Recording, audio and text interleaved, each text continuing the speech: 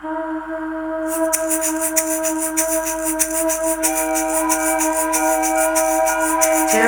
grounds, historical context, open dialogue, mysteries to uncover. Vous écoutez le podcast Art à cœur. On avait dit qu'on allait parler de Léonard et les problèmes d'attribution. Léonard, non mais n'importe quoi. Oui, oui, on se connaît bien. Ouais, Léo. Léonard de Vinci. Voilà. Donc on s'attaque à un monument quand même. Hein. Voilà, bim. J'aurais commencé comme ça. Aujourd'hui, on s'attaque à un monument. Voilà. Puisqu'on parle des 2 plus récentes attributions d'œuvres à Léonard de Vinci, qui ont surgi toutes les 2 de nulle part en l'espace de 20 ans seulement. Enfin, C'est dingue, ouais. Mais justement, je pense que c'est un peu l'avancée des sciences et tout ça, et puis peut-être. l'intérêt pour l'art, je pense que ça, c'est en train d'escalader. Escalader? Escalader. Bah, c'est sûr que t'as la presse maintenant peut transmettre l'information beaucoup plus vite, donc beaucoup plus de personnes qui vont en parler, ça va faire du bruit, ça fait boule de neige. Quoi. On est au courant que c'est monumental, ce dont on est en train de parler. Donc on va simplifier et on n'a pas tout lu. Moi, de mon côté, je ne sais pas pour toi, Ségolène, mais de mon côté, il y a plusieurs bouquins qui sont déjà sortis. Oui, tout à fait, parce que qui dit Léonard dit quand même polémique, spéculation, donc ça fait couler beaucoup d'encre.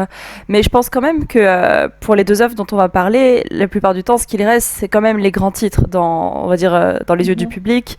C'est ce grand titre, un peu poudre aux yeux, voilà, nouveau Léonard découvert, qui sont pris comme des vérités. Et ce qu'on va essayer de faire, c'est justement creuser derrière ces grands titres et voir quelles sont les preuves tangibles de cette attribution. Parce que c'est vrai que voilà, Léonard fait partie des artistes universellement connus, et je pense que tout le monde a un avis, mais malgré tout, on n'a pas toujours le réflexe d'aller au-delà du titre. Je pense que la fascination, le rêve de découvrir un nouveau Léonard l'emporte souvent, et voilà, les grands titres laissent rêveur, mais qu'est-ce qu'ils cachent exactement ? En 2005, un tableau intitulé Salvator Mundi, donc le sauveur du monde, ressurgit. Ressurgit, il s'avère que il a été présent pendant certaines ventes dans les années 1900 aussi, mais on n'en avait plus entendu parler depuis un certain temps. Et tout d'un coup, en 2005, il y a un groupe de marchands d'art en Louisiane qui achètent le tableau pour environ. Donc, il y en a qui disent 1000 euros, il y en a qui disent, pardon, 1000 $ et il y en a qui disent 10 000 $.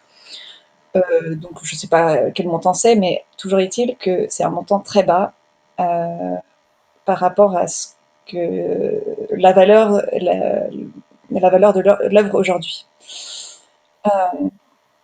Donc, ces marchands d'art qui se sont regroupés pour acheter le tableau, ce tableau a ressurgi en 2005 et après, en 2011, la Galerie nationale de Londres fait une exposition sur Léonard de Vinci.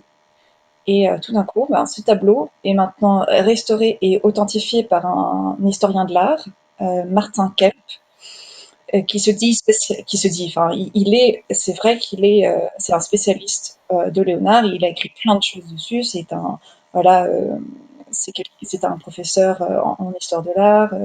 Il est très apprécié, connu en Angleterre surtout. Donc, ce tableau est présenté dans le catalogue sous le nom de l'artiste, sans vraiment plus de questionnement là-dessus. Donc il y a écrit Léonard de Vinci, c'est attribué à ou c'est de Léonard de Vinci ? Comment la différence, ça serait quoi? Ok. Oui. En fait, donc précision. De Léonard, oui. D'accord, de Léonard de Vinci. Oui, parce que pour précision, pour ceux qui écoutent, quand on a un doute, on dira jamais peut-être de Léonard de Vinci. Il y a écrit attribué à, et ça veut dire qu'il y a une réserve en fait. D'accord. J'étais même pas au courant. Et là, donc et parfois on dirait attribué à l'école de aussi. Oui. Quand c'est le cercle, mais qu'on ne sait pas exactement si c'est de l'artiste. Donc là, dans le catalogue, tu dis que c'est présenté comme œuvre de Léonard de Vinci, 100%. Voilà. 100%, voilà. Et donc, forcément, il y a certains experts qui se disent un peu perplexes de tout ça. Et voilà, il y a pas mal de réserves autour de cette histoire. Mais toujours est-il que, en fait, finalement, ça n'avait pas fait un énorme buzz comme ce qu'on verra plus tard. Donc, en 2011, il y a eu cette exposition. Et puis, donc, le prix du tableau a connu un saut en valeur qui est complètement incroyable. Et donc, en 2013, le tableau va être vendu. Et c'est un collectionneur russe qui va l'acheter, Dimitri Ribolovlev. Il va l'acheter pour 127 millions de dollars. Donc en passant de 1000 à 120 millions, c'est quand même pas mal. Il y a eu toute une histoire avec ce collectionneur russe qui s'est senti un peu trahi par son conseiller d'art, etc. Bon, il y a eu des histoires d'argent, c'est pas très important, pas très intéressant non plus. Et en 2017, le tableau est remis sur le marché. Donc il va être vendu chez Christie's. Et là, il est revendu pour 450 millions de dollars. Et c'est l'œuvre la plus chère l'œuvre d'art la plus chère qui n'a jamais été vendue. On ne sait pas qui l'a acheté. J'ai vu dans un truc hier, donc j'ai vite zappé pour pas me spoiler ton histoire, mais qu'a priori c'était un prince des Émirats arabes et qui veut le mettre au Louvre à Abu Dhabi. Est-ce que c'est vrai? C'est pas 100% sûr. Il y a eu énormément de débats là-dessus. Personne ne sait vraiment. Pendant longtemps, il y a eu des rumeurs comme quoi c'était les Émirats arabes qui l'avaient acheté le tableau et qu'il serait donc à Abu Dhabi, qui est la capitale des Émirats arabes. J'ai fait mes devoirs. Et Où il y a une extension du Louvre qui a ouvert il y a pas longtemps. voilà, au Louvre d'Abu Dhabi. Mais le tableau n'a jamais été exposé là-bas. Et maintenant, les rumeurs les plus récentes, c'est plus récemment, et c'est la dernière rumeur, et je pense que c'est ce qui est le plus correct.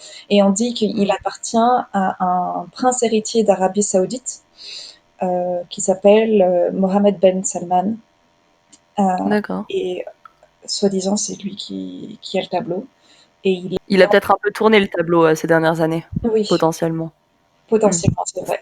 Et surtout, le problème, c'est que je pense que du fait qu'il appartient à quelqu'un ou une institution dans les pays arabes, c'est forcément la religion qui ne permet pas, la religion islamique qui ne permet pas de représenter des figures religieuses.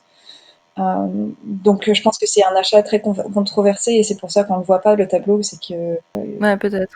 Je connais pas assez, mais je vois ce que tu veux dire. Je sais que c'est quand même dans les lieux de culte où on représente pas des figures, en effet, des figures humaines de prophètes. Parce que forcément, au Louvre à Abu Dhabi, il y a forcément des tableaux religieux, je pense. Enfin, je sais pas. Je connais pas trop, mais c'est possible qu'ils soient un petit peu triés. Je me rends pas trop compte. Je, je dirais quand même que la religion à Abu Dhabi doit avoir une place un peu différente. Mais je veux rien Mm. affirmer, mais dans d'autres pays, tu vois, parce que c'est quand même Ouais. une ville qui est tournée sur le reste du monde, entre guillemets. C'est sûr. Beaucoup plus, si Mais tu veux, que d'autres pays. non, mais juste le fait qu'ils aient l'extension du Louvre là-bas, ça montre qu'ils sont ouverts, et voilà, le développement culturel est très important pour eux. Et J'imagine qu'il y a une sélection quand même de certaines œuvres. Mhm. Et c'est vrai que la religion, je sais juste que la religion, je me prétends absolument pas experte, Mm. Non il plus, ouais. faudrait d'ailleurs, mais que la religion de l'islam, en tout cas, reconnaît Jésus comme prophète. Mais Mhm. c'est vrai que de là à afficher devant tout le monde, en plus, Ouais, le le titre est quand sauveur du même très monde. particulier. Mm. Ouais, voilà, c'est ça, Sauveur du monde, c'est quand même un titre très particulier. C'est pas Jésus de Nazareth qui est une figure historique qui a existé, quoi. Ouais, Donc, c'est voilà. vrai que, bon, peut-être, ok. Voilà. Donc toujours est-il que, pour expliquer un peu mon point de vue sur l'histoire, alors quand le tableau a été vendu à Christie's et tout le monde, enfin, ça a fait le buzz, quoi, et du coup tout le monde en a parlé pendant un long moment. Moi, j'étais en plein écriture de mémoire, soutenance, etc. Donc, j'étais vraiment pas au courant de ce qui se passait autour de moi. Et en plus, c'est-à-dire que c'est un peu comme la réaction un peu bête qu'a je suis sûre que tout le monde l'a à un moment, c'est que quand tout le monde te recommande de voir un film, forcément tu vas pas le voir parce que ben, tout le monde en parle et tu boudes et tu... Alors, je pense que là, il faut dire une vérité, et à mon avis, je pense que toi, c'est pareil. Je n'ai jamais lu Da Vinci Code, je n'ai jamais vu le film Da Vinci Code, et je me refuse à tout jamais de les voir. C'est hors de question. Jamais. À cause, enfin, c'est lié à cette histoire. Moi, enfin, du coup, j'avais fait un peu fait exprès de pas me plonger dans cette histoire parce que je me disais, de toute façon, pour le moment, on essaie de l'attribuer et va y avoir plein de va-et-vient, d'avis, des trucs comme ça. Et du coup, voilà, j'ai un peu boudé l'histoire. Ouais, on peut pas être 100% sûr. Et ce qui se voit très souvent quand même dans les histoires d'attribution, c'est qu'il faut souvent que l'eau coule un peu sous les ponts, que la critique s'essouffle. Et souvent, l'attribution finit par être confirmée ou infirmée après des années, quoi. Je comprends que tu aies voulu prendre du recul. Et voilà, avec un peu de recul. Et en plus, en fait, c'est aussi à force, parce que c'est sympa avec notre boulot, c'est que quand tu dis que tu es restaurateur à quelqu'un, souvent les gens réagissent et ils veulent en savoir plus et ils vont en parler de ce qu'ils connaissent, donc généralement ce qui est à la une dans les journaux. Et donc souvent, enfin pendant longtemps, les questions concernaient la restauration bâclée là, du Ecce Homo, donc ce Christ qui a été repeint dans une église en Espagne, Qui accidentellement. ressemble à un kiki. Et du coup, tout le monde me demandait d'en parler, mon avis. Voilà. Donc là, plus récemment, ben, j'ai beaucoup eu d'interrogations sur le Salvator Mundi. En effet, ben, je me suis sentie un peu bête parce que du coup, j'avais pas vraiment d'avis là-dessus. Je ne pouvais pas trop me prononcer. Et donc, les questions qui ressurgissaient le plus souvent, c'est est-ce que tu penses que c'est vraiment un Léonard à 100%?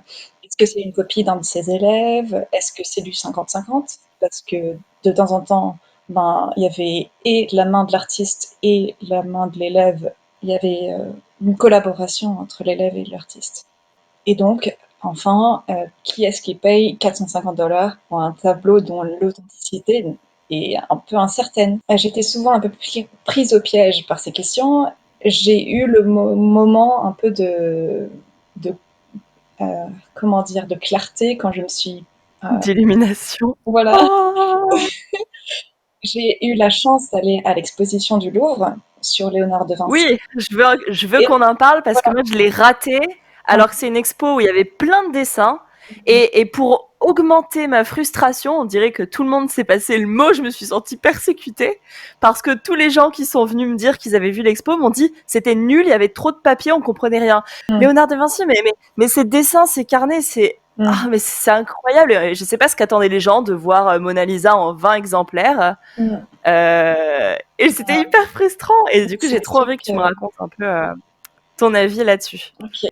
Pardon, juste pour finir. En vrai, ce que j'ai entendu, c'est que a priori, il y avait ils ont essayé de changer un petit peu le mode d'exposition et les explications étaient au début de l'expo dans des fiches et beaucoup de personnes n'ont pas vu ces fiches explicatives qui étaient gratuites et distribuées au début. Bah, c'est vrai que les musées en France, en général, je trouve, ont encore du mal un peu à mettre en scène quelque chose. C'est vrai que bah, c'est un peu plus solennel quand c'est Léonard de Vinci, mais il faut quand même voilà, écouter un peu le public, et c'est vrai que c'est important euh, de prendre en compte le fait que ben, le monde évolue et les gens sont plus attirés par les images et les couleurs, etc. Et c'est vrai qu'il y avait énormément de dessins et ils auraient dû plus les séparer pour laisser la place aux gens de vraiment bien les observer parce qu'ils étaient magnifiques.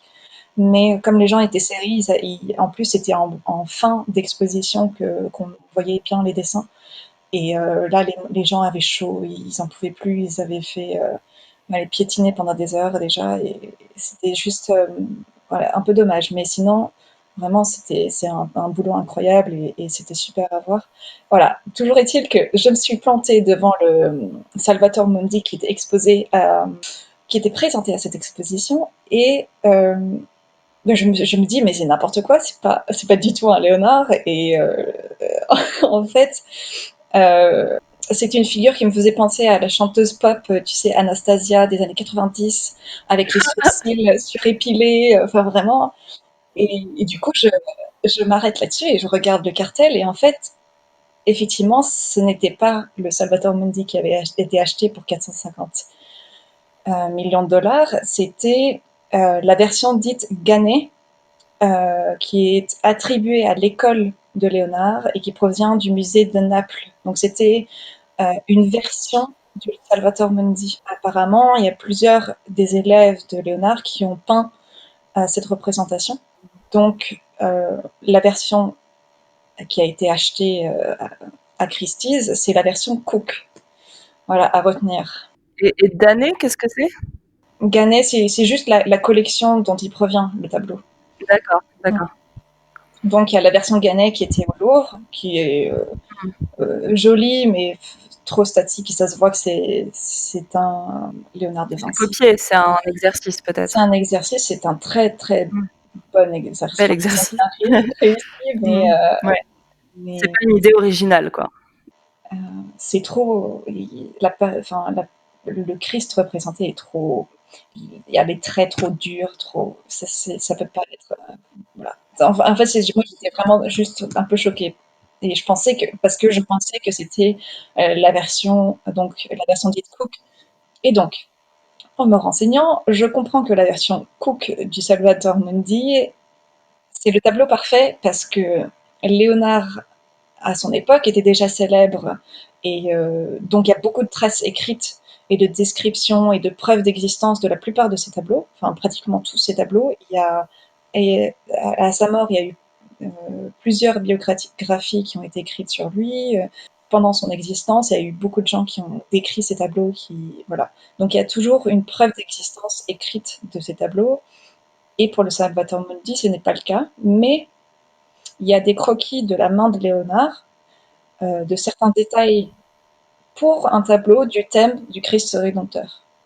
Donc voilà, on voit qu'il y a quand même certains dessins qui pourraient laisser supposer qu'il y a peut-être eu un tableau qui a été peint par Léonard de Vinci de cette représentation. Donc le passé du tableau est suffisamment flou et en même temps contient certaines possibilités de preuves pour semer le doute chez les experts. Donc voilà, il y a toute une ribambelle d'arguments pour et de contre le fait que ce soit un vrai Léonard. Premier argument, il n'y a pas de preuve écrite. Ça, je l'avais déjà dit. Deuxième argument, il n'est pas typique de Léonard. Il y a beaucoup d'experts qui disent ça. Il n'est pas typique de Léonard de peindre quelque chose d'aussi statique. Généralement, les tableaux de Léonard de Vinci vont être axés d'une certaine manière à ce qu'il y ait un mouvement, donc soit de trois quarts. Si tu regardes le Saint Jean-Baptiste de Léonard, c'est vraiment quelque chose de hyper moderne dans le sens où il est en position un peu de biais, il y a une espèce de construction autour d'une spirale. C'est vraiment euh, généralement très mouvementé. Et puis ce Salvatore Mundi est extrêmement statique. Il est représenté de face. Et puis aussi, il y a aussi ce côté du traitement très formel. Et puis il n'y a pas vraiment de contenu philosophique. Il n'y a pas vraiment d'objet. Voilà, voilà. Enfin, il y a les objets symboliques. Il y a un objet symbolique, donc l'orbe qui est le Salvator Mundi, donc il tient dans sa main gauche, et de sa main droite, il croise les doigts dans un signe de bénédiction. Les seuls indices qui donnent l'attribution au Salvator Mundi, mais après, ça, je vois mal comment. Enfin, c'est un peu un mauvais argument parce que souvent dans les tableaux de Léonard, justement, je trouve qu'il n'y a pas énormément de symboles. Enfin, Ben, il peut jouer sur le décor. ouais, c'est plutôt ça. Je dirais plutôt c'est un jeu dans le décor ou un petit clin d'œil. Donc ça, c'est les premiers arguments comptent. On apprend aussi que après l'achat en 2005 par les marchands d'art, Simon et Garfunkel. oui, alors non non bon, c'est pas grave. De toute façon, ces marchands d'art l'ont tout de suite mis à restaurer Et donc apparemment, c'est une huile sur panneau qui fait 65 cm sur 45 cm. Il était fracturé en 5 morceaux. Et donc il a été restauré, mais il y avait des éclats partout sur un côté du visage qui a été vraiment très très endommagé. Je pense qu'on la mettra sur notre vidéo, mais Bien sûr. on a vu donc une image de l'œuvre lors de la restauration. Donc il y a déjà quelques retouches, mais on peut voir qu'il y a vraiment euh, des, beaucoup de zones de mastic, donc de remplissage des lacunes. Et c'est très problématique parce que du coup, une aussi grande partie du tableau et surtout du visage du Christ qui est tellement importante, surtout pour attribuer à Léonard de Vinci, toute cette partie a été endommagée et restaurée. Et donc c'est tellement facile de manipuler une image en restauration et c'est pour ça que c'est très très important euh, lors de l'attribution d'une œuvre que qu'on fasse pas n'importe quoi. Enfin, et du coup là, comme c'était un tableau qui était dans le privé, je pense que la restauration a été beaucoup plus poussée que ce que l'on aurait fait peut-être dans un musée. Je sais pas. Après, la restauration est magnifique, on la voit pratiquement pas et Elle a été peut-être précipitée surtout. je dirais plutôt très très clairement, c'était un avantage pour eux de le faire ressembler le plus possible à un Léonard. Forcément, je pense que la restauratrice aurait eu du mal à se mettre, avoir du recul et pas essayer de lui, voilà, d'engendrer ce côté un peu léonardesque du visage, quoi. Je vois très bien. C'est vrai que tu as une différence entre les mains qui sont quand même très bien dessinées, hein, Mhm, malgré le sfumato, mhm, et quand tu vois le résultat retouché, donc qu'on connaît aujourd'hui, mhm, cette espèce de flou est partout, quoi. mhm, Tu vois quasiment plus rien, on dirait qu'il y a un nuage de brume, mhm, alors que l'orbe, les mains sont mhm, très précis. mhm, Avec quand même, c'est vrai, ce velouté que tu retrouves dans les sfumato de Léonard de Vinci, mais mhm, le visage devient, t'as raison, un espèce de truc super flou, mhm, alors que je trouve que dans celui qui n'est enfin, quand tu vois avant restauration, mhm, c'est pas aussi flou, je trouve, mhm. hein. Donc il a été restauré pour l'exposition en 2011 et après il a encore été restauré. Euh, donc voilà, il y a eu 2 interventions par la même restauratrice dessus. Ils sont restés très très secrets là-dessus. Il n'y a pas énormément de gens qui se sont prononcés là-dessus. Euh, et soi-disant, il y a eu toute une ribambelle de tests qui ont été effectués sur le tableau, donc des analyses scientifiques dont on n'a jamais vu les résultats. Ça n'a pas été publié et je pense que c'est normal. Généralement, tu vas pas publier. Non, non, bien sûr, c'est quand même privé, quoi. T'as pas de dû au monde entier, enfin. Voilà, exactement. Et forcément, la restauration, d'ailleurs, c'est déjà bien qu'on ait une image avant la restauration parce que de temps normal, on n'aurait jamais eu ça d'un collectionneur privé, quoi. Et c'est crucial, hein, franchement. Heureusement qu'on l'a, parce que c'est sûrement l'image la plus proche de ce que c'était, quoi, avant la restauration. Oui, parce qu'il a été déverni et tout, ils ont enlevé les repeints. Il avait été repeint un peu au style, tu sais, mousquetaire. C'était très drôle. Avec une petite moustache. Euh, donc voilà, c'est un tableau qui a connu plusieurs restaurations après la découverte en 2005.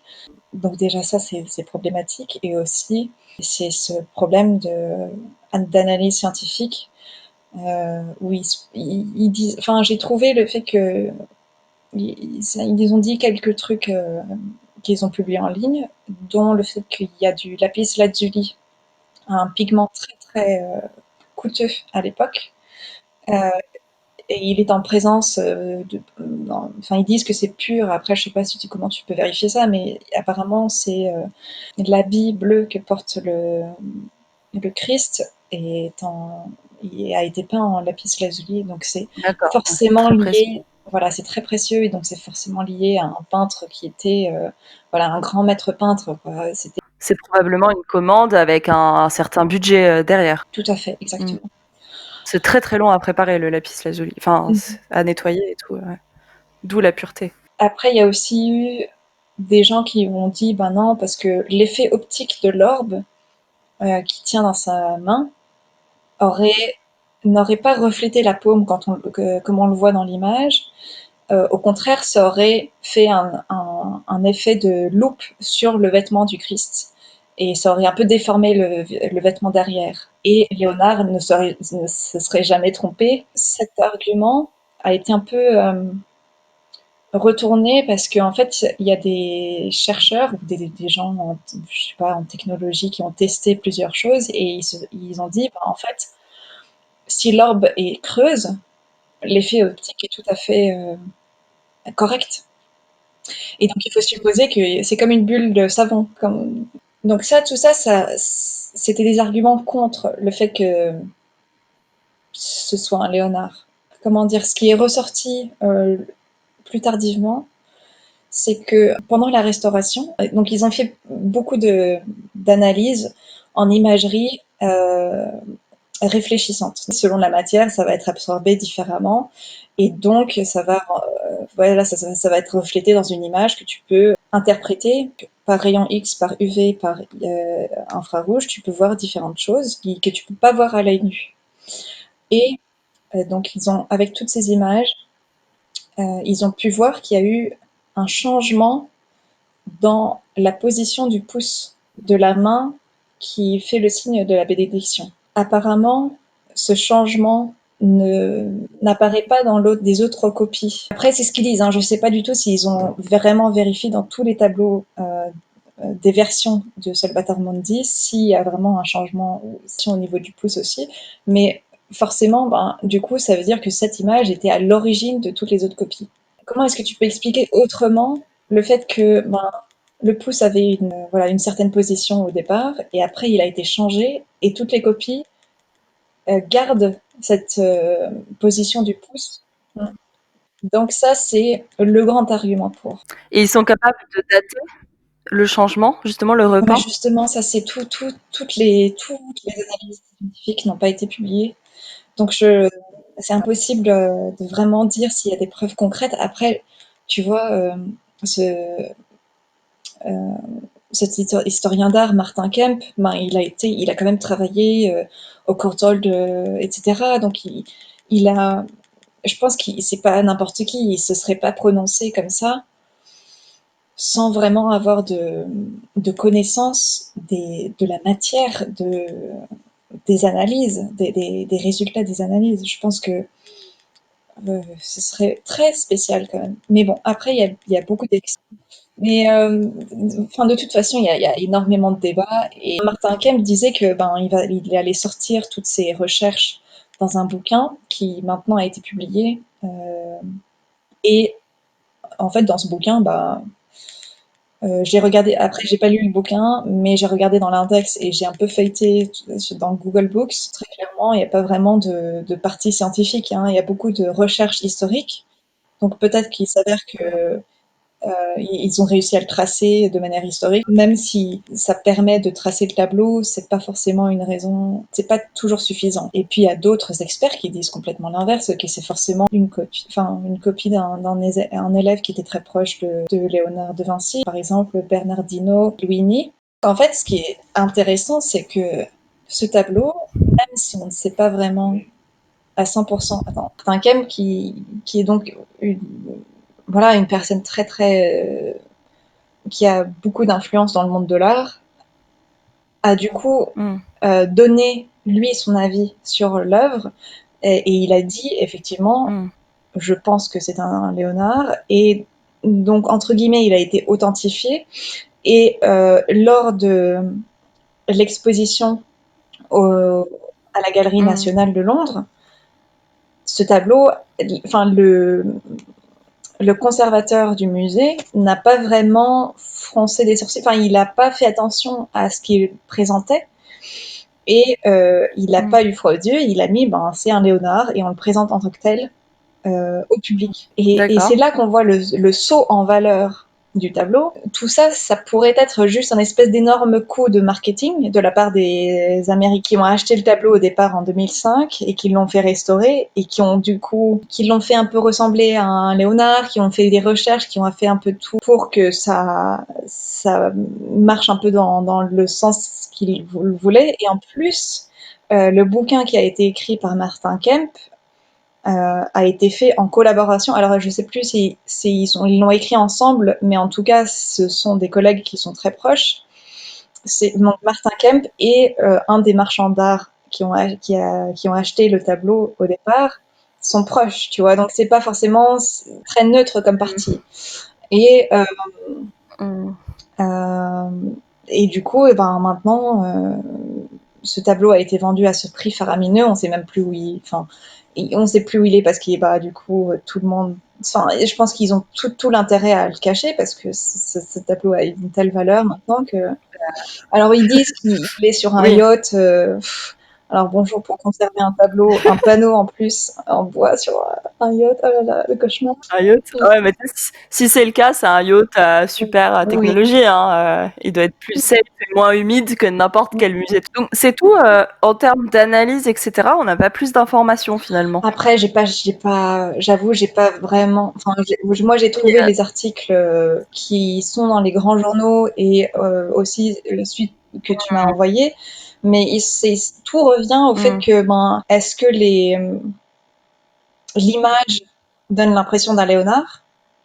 Est-ce que les faits historiques donnent les preuves du fait que c'est un Léonard? Mais après, les recherches scientifiques, il y a un laboratoire, effectivement, aux États-Unis qui a mené des analyses pendant 4 ans dessus et qui ont travaillé dessus. Il y a un article dans New York Times qui dit, enfin, où il parle du fait que, voilà, il y a un laboratoire scientifique qui ont travaillé avec le tableau, mais ils disent pratiquement rien sur les résultats, à part le lapis lazuli, mais ça reste très général. Mais du coup, j'ai envie de te demander, toi, avec ta perception, donc en étant ni historienne, ni entre guillemets scientifique, mais avec en tout cas notre parcours, on va dire, de la main, de la texture, de la matière. Qu'est-ce que c'est ton ressenti par rapport à toutes ces informations visuellement? Est-ce que tu as des choses qui te sont venues à l'esprit? Je dirais que dans le visage, c'est sûr que il y a quelque chose, mais c'est un peu lointain. C'est vrai que toutes les copies que tu verras de Léonard, ou toutes les œuvres des élèves de Léonard sont très statiques. Tu le verras tout de suite. Il y a des traits très arrêtés. Oui. C'est plus stylisé. Mais je pense que c'est un peu dû à la restauration aussi. Il est plus doux parce que les contours sont un peu plus, voilà, enfin ils sont un peu plus suggérés au lieu de vraiment dessiner. Et ça forcément c'est dû au fait que il a été très endommagé, il a subi plein de traitements et donc on pourra jamais vraiment. Je pense que la restauration de ce tableau a fait que on peut plus se pencher juste sur l'image pour essayer d'attribuer. Je suis en train de comparer les images et moi je t'avoue que c'est un tableau que je connais pas du tout. Entre guillemets, c'est un peu comme toi, j'ai un petit peu fui dès qu'il y a un peu une ferveur, une excitation autour d'un artiste, surtout Léonard de Vinci, j'ai tendance à vraiment fuir parce que allez, les sujets qui fâchent. Non, je vais pas rentrer trop dans le détail, mais j'apprécie énormément l'homme de science. Je trouve que c'est un merveilleux artiste, mais très clairement, je fais pas partie des gens qui encensent Léonard de Vinci pour son travail artistique. D'ailleurs, je préfère ses dessins parce qu'il il porte beaucoup plus la marque, je trouve, de l'homme de science. Donc c'est vrai que dès que j'ai des tableaux de Léonard de Vinci, je suis un peu je sais pas trop quoi penser, et c'est là où on en a un petit peu parlé avant, il y a beaucoup d'affects qui jouent quand t'as un Léonard de Vinci. Je sais même pas quel mot employer, c'est des œuvres qui traversent le monde, les générations, tout le monde a un peu un ressenti fort qui est augmenté par l'effet que ça fait, voilà, des œuvres d'une telle popularité. Et c'est vrai que j'ai un peu tendance à, j'avoue, m'échapper pour pas trop tombée dans l'affect, on va dire, dans le ressenti. Oui, Tu vois ce que je veux je vois dire? ce que tu veux dire. Bah, Euh, c'est un peu Pas assez objective et ça me oui, fait c'est peur. ça, c'est un peu une protection. Ouais, tout à fait. Et t'as plein de gens qui diront, mais bien sûr, c'est le maître qui déclenche ce sentiment hyper fort. Et c'est là où j'ai envie de dire, je suis pas certaine. J'adore ces recherches scientifiques parce que je les trouve merveilleuses et excitantes, mais je ressens pas de ferveur quasi religieuse. Et devant ces tableaux, oui, je ressens quelque chose de bizarre, mais je vais pas dire que c'est un émerveillement que je ressens. C'est plutôt une espèce de peur de faire partie d'un. Oui. Je vais utiliser des mots très forts, un peu comme une secte. Une peur d'être enrôlé dans le mouvement, en fait, de foule, quoi. Un peu comme si j'allais l'agoraphobie, tu vois, en mode, voilà, on attend de moi que je ressente quelque chose de très fort. Et du coup, je m'échappe un petit peu, je veux pas trop me confronter à... C'est quand même, voilà, il y a tellement, enfin, là, je me suis rendu compte à quel point enfin, les experts de Léonard, ça doit être, il y a que, genre, entre 15 et 20 tableaux de Léonard. Bon, après, il y a beaucoup de dessins, c'est vrai. Il y a beaucoup d'écrits de sa part. Donc, ça, pour le coup, c'est vrai qu'il y a quand même beaucoup plus de matière là-dedans. Mais ça n'empêche que, ben, au bout d'un moment, tu as quand même fait le tour du pot. Et c'est dingue que ce soit devenu un. Je trouve qu'on enlève un peu le mystère de l'artiste en voulant se pencher sur tout le moindre détail de sa vie, etc. Ben, ça permet plus Oui, je vois. d'imaginer quelque chose d'un peu plus romantique. Je sais pas. Enfin, après. Finalement, t'as plein de gens qui sont toujours en train de dire ah, ces œuvres sont mystérieuses, etc. Mais à force de dire ça, c'est comme si on te forçait à ressentir ce mystère, mais que tu ne le ressentais plus de toi-même. Mais là, je suis en train de comparer des images très grossies avant restauration et après restauration. Mais genre très très très grossi, hein, je vois tous les détails, je vois le fil du bois et tout. Et en effet, il y a un problème sur la version restaurée. Hein. T'as clairement des lignes nettes et incisives qui sont effacées. Je regarde autour des yeux, il y avait des petits traits qui dessinaient vraiment les bords des yeux qui n'apparaissent plus dans la version repeinte quand même. Le problème, c'est que il a été déverni quand même ce tableau. Enfin, on ne sait pas comment ça a été fait, et je pense que effectivement, il y a eu des traitements qui sont allés trop. Enfin, je sais pas, c'est difficile à dire. Après, la restauration en soi est belle. Enfin, le rendu c'est très léger. C'est esthétique, mais il y a des modes aussi. Rendre quelque chose de plus beau, tu vois, c'est pas vraiment ça le travail. Non, bien sûr. Et il y a quelque chose qui me gêne pas mal aussi, et je sais pas du tout si tu as lu des choses là-dessus. Là, je suis vraiment en train de prendre, comment on dit, à blanc, hein, l'œuvre. Je l'ai pas regardé avant notre podcast de près. Je suis vraiment... C'est mon ressenti premier. Et il est bizarre cet orbe, il y avait des petites bulles dedans ou c'est moi qui rêve dans la version avant la restauration? Oui, il y a des petites bulles. Génial. D'accord, mais en fait, c'est dans la version avant restauration, on le voit moins bien, l'orbe, je trouve. Oui. Il a pas un contour aussi défini. Après, c'est vrai que la photo change, mais quand même, dans la version, donc comme tu dis, restaurée, il y a quand même une ombre très très forte autour de cette boule en verre qui n'existait pas avant. Il y avait clairement pas d'ombre autour de la boule comme c'est le cas aujourd'hui. Parfois, c'est tentant de juger et de dire oh là là, c'est trop poussé comme traitement, mais très souvent, il faut être vigilant entre restaurateurs parce que les photos rendent juste pas bien. Mais là, entre la version avant restauration, on voit très bien les fils du tissu passer à travers la boule, entre guillemets, et dans la version retouchée, il y a une ombre autour de la boule qui n'existe pas dans l'original. C'est vraiment incroyable cette restauration. Ouais, je pense. Et surtout s'ils y sont revenus à 2 fois, c'est qu'en revenant, tu oublies un peu comment c'était avant. Moi, à mon avis, c'est surtout la restauration qui est la plus problématique. Bon, mystère alors. Et comme il a disparu maintenant. Oui. Allez, c'est parti. Oui. Alors, l'authentification dont je vais parler est très différente pour plein de raisons de celle du Salvator Mundi. Mais ce que je retiens après t'avoir écouté, c'est que, à l'inverse, dans le récit de l'authentification dont je vais parler, on se retrouve avec énormément de détails, au contraire. Et ma théorie, c'est que c'est dû à la façon dont l'authentification a été menée. On voit qu'il y a eu une véritable volonté de diffuser et rendre publique la recherche. Puisque tu vas vite t'en rendre compte, dans cette recherche, on part du principe que c'est un Léonard de Vinci et on va tout faire pour le prouver. C'est là qu'il y a un écueil, c'est que pour bien authentifier une œuvre, pour caricaturer, parce qu'il y a plein de façons de bien authentifier, mais en tout cas, il faut surtout éviter de prendre tous les indices qui vont dans le sens de l'artiste qui t'intéresse. C'est le piège, en fait, parce que du coup, tu vois des signes partout. Alors qu'au contraire, il vaut mieux regarder toutes les différences, puis éventuellement céder du terrain et voir si l'artiste aurait pu faire des exceptions. Donc je vais reprendre l'enquête dans l'ordre chronologique et je vais présenter tous les indices qui prouvent que c'est un Léonard de Vinci. Donc en 1998, Peter Silverman, un collectionneur d'art canadien, repère un tableau lors d'une vente aux enchères chez Christie's à Paris. Ce tableau représente une jeune fille de profil qui est habillée dans le goût Renaissance. Il est attribué par les commissaires de vente à un peintre nazaréen. Alors les nazaréens, pour une fois je connaissais ce terme parce que c'est les membres d'un courant artistique du 19e siècle, des artistes germaniques, qui est l'équivalent de mes courants préférés. Ce sont les pré-raphaélites en Angleterre, bien sûr, et en France, surtout les peintres troubadours que j'adore.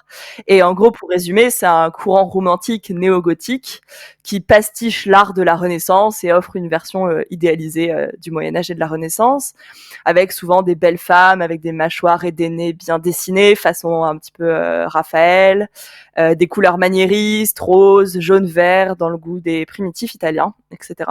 Cette vente passe sous le nez du collectionneur Silverman pour environ $22 000. Donc jusque-là, rien d'original du tout. On a une œuvre, un portrait en plus 19e, pas de signature, un collectionneur qui rate une vente. Bon, ça arrive absolument tout le temps. Alors tu vas croire que je choisis exprès des personnes avec des idées fixes, parce que dans notre premier épisode, déjà, je parlais d'un voleur de Rembrandt qui avait pensé pendant des années à son Rembrandt. Là, il se trouve que le collectionneur Peter Silverman va regretter pendant des années aussi d'avoir raté la vente. Et plus le temps passe, plus il y pense et il devient convaincu qu'il a raté un tableau, pas 19e allemand, mais un tableau de la Renaissance italienne. Et il est convaincu que c'est Léonard de Vinci qui l'a peint. Coup de bol, 10 ans après la vente ratée donc, en 2008, le collectionneur tombe nez à nez avec le tableau chez une marchande d'art new-yorkaise. Ah oui, effectivement. Ah, ça, c'est trop spécial. Incroyable. 10 ans après, en tout cas, trop bien, il tombe sur l'œuvre. Donc, aucune hésitation, il l'achète pour la même somme à laquelle l'œuvre était partie à l'époque, à $22 000. Hein. C'est toujours une œuvre inconnue. Bon. Donc, il est convaincu, sauf que j'ai envie de dire, là, alors, je vais pas être très factuel, mais je trouve ça un peu beau de rêver, mais tous les collectionneurs, c'est le fantasme de trouver un Léonard en parcourant les salles de vente. Et donc, c'est Peter Silverman qui va tout faire pour authentifier l'œuvre de la main du maître. C'est dingue, ça, que les gens se disent, se tombent sur un truc et puis ils se disent, bah, ce serait un Léonard. T'ouvres pas ton œil critique en faisant ça, en fait. Il part du principe que ce sera un Léonard. Et en même temps, il faut, parce que du coup, il va déplacer des montagnes. Ouais. Donc, c'est parti. Silverman envoie une photo à Martin Kemp. Non, c'est pas vrai. Professeur d'histoire de l'art à l'université d'Oxford, qui fait partie des experts donc internationaux de Léonard de Vinci et dont tu viens de parler. Alors moi, ça m'a fait beaucoup rire que tu mentionnes Martin Kemp. Déjà, tu verras par rapport à la suite de ma recherche, en tout cas de ce que j'ai trouvé, mais surtout parce que ça me fait un peu penser à comme quand tu cherches sur Google un truc, tu vois, et puis en fait, c'est le premier résultat de la recherche. Et souvent, ça veut pas dire que c'est le meilleur. C'est que c'est la personne qui paye le plus d'argent pour être en haut de l'arche. Alors, je ne dis rien, je ne connais pas Martin Kemp. Je vais arrêter la spéculation immédiatement. C'est vrai que je suis le livre qu'a écrit Silverman sur le travail d'authentification. Et il a écrit ce livre en collaboration avec Martin Kemp, notamment. Ah ouais. Moi, ce que je lis là-dedans, c'est que, donc, je lis dans ce livre, les faits, Martin Kemp, professeur d'histoire de l'art à l'université d'Oxford, fait partie des experts internationaux de Léonard de Vinci. Kemp explique d'ailleurs qu'il reçoit en moyenne 2 images par semaine de Léonard de Vinci, de ce qu'il appelle des siphonnés de Léonard, en anglais Leonardo Loonies, qui pensent avoir trouvé une œuvre du maître. Du coup, il est un peu blasé et il dit lui-même qu'il a tendance à dire non systématiquement. C'est lui qui a le... Tu sais, c'est... Ave César, ceux qui vont mourir te saluent, quoi. Pouce en haut, pouce en bas, et il a le vote final.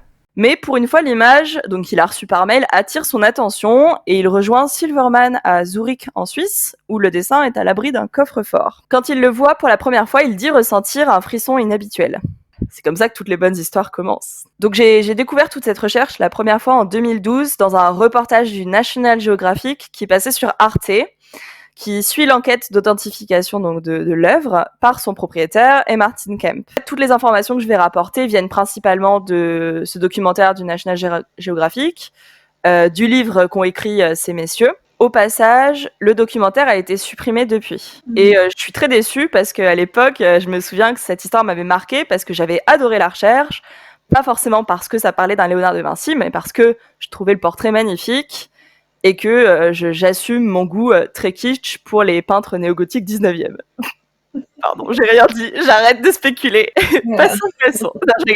Non, quand j'ai commencé cette recherche, moi j'étais vraiment, je suis la recherche, c'est un Léonard de Vinci, on va le prouver. Voilà ce qui le prouve. Déjà, le tableau n'est pas une peinture, mais un dessin sur parchemin collé sur un panneau de bois de chêne. Et la technique employée, ce sont les 3 crayons. C'est une technique qui consiste à utiliser la pierre noire, la craie blanche et la sanguine, qui est rouge. C'est un classique, on va dire, de l'étude parfaite du dessinateur et donc du peintre, qui rentre dans l'apprentissage de tous les artistes aspirant à devenir des maîtres et qui est employé dès la Renaissance à nos jours. C'est un peu un but à atteindre, cette technique. Donc c'est vrai que c'est un très très beau dessin, avec des très belles lignes, beau modelé. Mon avis, c'est que l'artiste qui en est l'auteur n'en est pas à son premier coup d'essai. Mais ça peut donc justifier une enquête pour trouver un artiste connu qui se cache derrière cette œuvre. Mais artiste connu de quelle époque, selon moi? Bon, revenons à ce que disent en tout cas Silverman et Kemp. Le dessin est rehaussé avec des lavis d'encre, c'est-à-dire de l'encre diluée qui permet de renforcer les ombres et les lumières. Le dessin est réalisé sur une feuille de vélin, ça je l'ai déjà dit, c'est un petit format, 33 par 24 cm. Et le vélin est préparé avec de la gomme arabique pour le lisser. Et il est protégé à nouveau, donc sur le dessin, avec de la gomme arabique qui agit comme un fixatif, tu sais, en bombe. D'ailleurs, les photos qui... T'as regardé l'œuvre, à quoi elle ressemblait ou... Tu l'as, ok, cool. Oui, effectivement, c'est très joli. C'est très très joli. Enfin, ça dépend ce qu'on aime. Moi, je trouve ça très joli. Les photos qui tournent montrent une œuvre très très jaune. Et j'ai trouvé l'œuvre qui montre l'œuvre sans cet aspect jaune. Et en fait, c'est la bonne image, c'est celle où il y a un fond beaucoup plus blanc et il n'y a pas du tout ce côté jaune. C'est absolument pas jaune. Et c'est certainement dû à la gomme arabique parce que le fond, il est très très blanc et c'est important dans cette histoire. Puisque le support très très blanc, c'est le propre du vélin. Mini explication de ce que c'est qu'un vélin. C'est un type de parchemin. Et pareil, on me demande très souvent ce que c'est qu'un parchemin par rapport à un papier, etc. Alors, le parchemin, c'est une peau animale, d'ovin généralement, donc mouton ou chèvre, qui est travaillée jusqu'à obtenir une surface parfaitement lisse, blanche, rigide et imperméable qui sert de support d'écriture. En gros, c'est comme le procédé de fabrication du cuir au départ. T'as ta peau, t'enlèves les poils, tu la grattes, etc. Mais il y a un moment, c'est comme si t'avais 2 routes à choisir qui se séparent et t'as un chemin qui part vers le tannage qui va te faire un cuir et l'autre chemin, sans rentrer dans les détails, te permet de faire du parchemin. Et là, ce type de parchemin s'appelle vélin, puisque ça vient du mot veau. Donc, pour le coup, c'est un bovin. Et il est fabriqué à partir d'une peau de veau mort-né. Et sa caractéristique, c'est donc d'être plus blanc et plus transparent que la moyenne des parchemins et plus fin, puisque c'est un animal qui n'a aucune imperfection, qui est en quelque sorte parfait parce qu'il est mort-né, il n'a pas vécu, il n'a pas de cicatrice. Peau que tu retrouves sur une bête adulte. Donc, c'est vraiment le plus beau support parmi les parchemins, quoi. C'est le plus précieux, vraiment le plus précieux. Et puis en plus, c'est rarissime. C'est un animal qui meurt de cause naturelle, jeune, c'est très rare. Faut le préparer, faut se le fournir rapidement, etc. C'est des petites dimensions aussi. Oh, c'est un peu triste quand même. C'est un peu triste, mais en fait, en y réfléchissant, je me suis dit que c'était triste. Et après coup, je me suis dit, ouais, mais en même temps, pour tous ceux qui sont pour la cause animale, c'est un animal qui est déjà mort. Donc en fait, tu lui donnes une seconde vie. Bon, et puis remettons-nous dans le contexte. Mais c'est vrai que ça fait un peu de peine de penser à un petit agneau, un petit veau. Rassure-toi, on lui fait une place de choix dans l'histoire de l'art parce qu'il va ce support très très précieux, très coûteux et réservé souvent aux œuvres les plus importantes. Précisons également que le vélin est donc employé souvent pour des livres très précieux, pour l'écriture et l'enluminure, donc enluminure à la gouache normalement, enfin l'équivalent de la gouache. Et là, ce dessin avec des techniques sèches, craie, pierre noire, sanguine, n'est pas courant du tout à la Renaissance. On le retrouve éventuellement chez des pastellistes, donc des craies à sec dessus, au XVIIIe. Mais au XVe siècle, ça se fait pas de dessiner à la craie sur du parchemin. Et surtout, on connaît pas du tout de dessin sur vélin de Léonard de Vinci, alors qu'il a quand même fait beaucoup de dessins sur papier. Sachant que les artistes ont souvent des habitudes de travail, bon, c'est un peu curieux, mais c'est vrai que Léonard de Vinci aimait expérimenter. Donc pourquoi pas? Attends, j'ai une question. Vas-y. Désolée. Vas-y. Là, très clairement, c'est pas que trois couleurs, il y a du vert aussi. Ah oui, Dans les vêtements dans de le dessin, tout à fait. Pardon, j'ai l'impression d'être un commentateur de foot et je viens d'être très consciente du micro qui est devant ma bouche et ça m'a fait trop bizarre. J'étais en mode tout à fait Jean-Pierre en tournant la tête vers la droite. C'était super bizarre. Qu'est-ce que je raconte? Parlons d'art. T'as tout à fait raison et d'ailleurs c'est un point que j'arrête pas d'oublier parce que c'est complètement atypique d'utiliser les 3 crayons sur un vélin et en plus de mettre de la couleur, de la craie colorée comme ça. Au XVe siècle, enfin franchement, si quelqu'un peut m'envoyer un autre exemple, je serais contente parce que j'en ai pas comme ça qui me, ça a peut-être existé, mais comme ça, j'en ai pas qui me viennent à l'esprit. Oui. Et donc ça serait, et d'ailleurs, c'est pas du tout expliqué ce que c'est. Je me souviens juste que dans le documentaire, donc que j'avais vu en 2012 et qui n'existe plus, j'ai pas pu le revoir malheureusement. Il faisait appel à une copiste, donc j'avais trouvé ça marrant, qui faisait des tests avec des craies de couleur. Mais la craie de couleur, c'est quelque chose qu'on utilise plutôt au XVIIIe siècle, 17, 18. Je trouve ça très curieux. Alors, il y en a qui disent peut-être qu'il y a un peu de gouache, justement. Un petit mélange avec un petit peu de tempéra, comme dans l'enluminure. Bon. Oui, ça c'est possible. Oui, voilà, c'est possible. Mais c'est pas très expliqué dans la recherche. Alors, tu vas voir, il y a plein de scientifiques qui vont entrer en jeu et on n'en parle pas trop, c'est flou, quoi. On n'en parle pas. Et je pense que si on n'en parle pas, c'est parce que c'est pas du tout quelque chose que Léonard de Vinci faisait. Jamais. Voilà. Le vélin, tu peux pas l'éviter, t'es obligé d'en parler. Mais par contre, voilà, Léonard de Vinci a fait technique aux 3 crayons. D'ailleurs, je me suis bien repenchée sur ses dessins et je remarque qu'il utilisait énormément la sanguine. J'avais oublié à quel point. Et il fait des lavis un peu, peut-être de bistre, mais qui sont très orangés. Dans les cheveux, il y a des espèces de lavis un peu orange et il fait pas mal de couleurs rousses, tu sais, un peu blond vénitien. Donc voilà. Et d'ailleurs, cette jeune fille est blonde vénitienne. Hein. Au passage, c'est une couleur à la mode à l'époque, si on part du principe qu'elle a vécu à la Renaissance. Donc voilà, vélin atypique, mais pourquoi pas, c'est Léonard de Vinci, on sait que c'était un expérimentateur et qu'il avait un peu peur de rien aussi. Plusieurs choses vont retenir l'attention de Martin Kemp, donc le professeur, au-delà de la maîtrise du dessin, principalement sur la gauche du visage, les ombres hachurées qui font des obliques vers le haut gauche et pas vers la droite, tu vois ce que je veux dire? Oui. Donc voilà, ça fait des petites hachures, qui est une technique d'ombrage traditionnelle, vers un sens et pas l'autre. Et c'est une marque de fabrique des gauchers, parce que sinon ton bras te gêne. Et non, mais en plus, tu en mets partout. Voilà, ta main qui en passe pas. Exactement. Donc c'est avéré que les gauchers, il y a peut-être des exceptions, mais la plupart du temps, les artistes gauchers de ce monde font ces hachures dans ce sens. Or, à la Renaissance, on connaît pas d'autres gauchers que Léonard.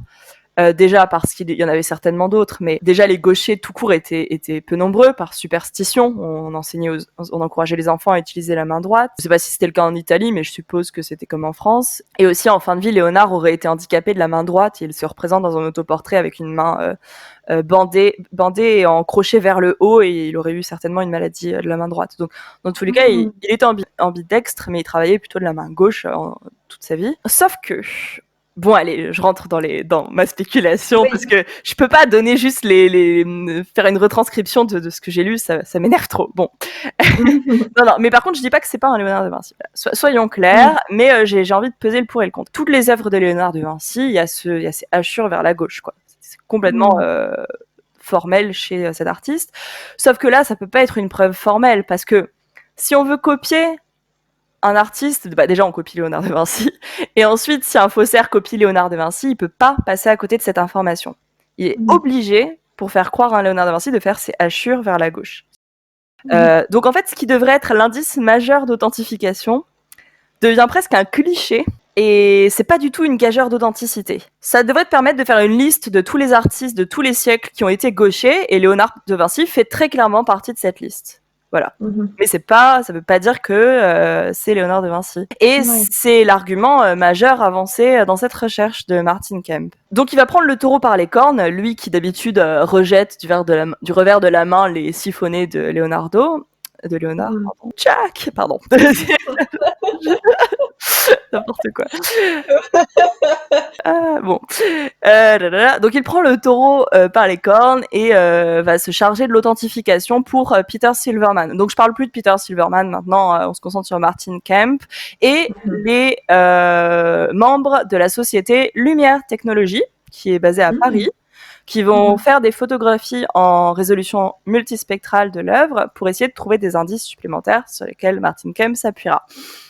Alors, je sais pas si tu te souviens, il y a quelques années, il y a eu des photos de la Joconde qui ont tourné où on voyait à quoi elle ressemblerait si elle était dévernie. Oui.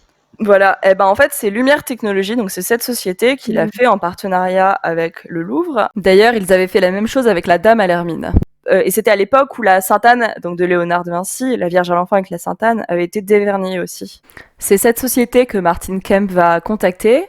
C'est une toute petite société composée du fondateur, Jean Pénicaud, et d'un ingénieur, Pascal Cotte, qui est à l'origine du développement d'un appareil de macrophotographie, donc très sophistiqué, qui te permet d'obtenir une image très haute définition de ton sujet.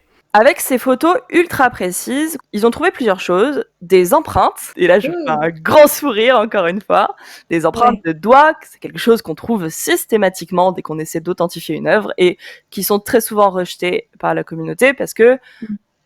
Enfin bref, parce que...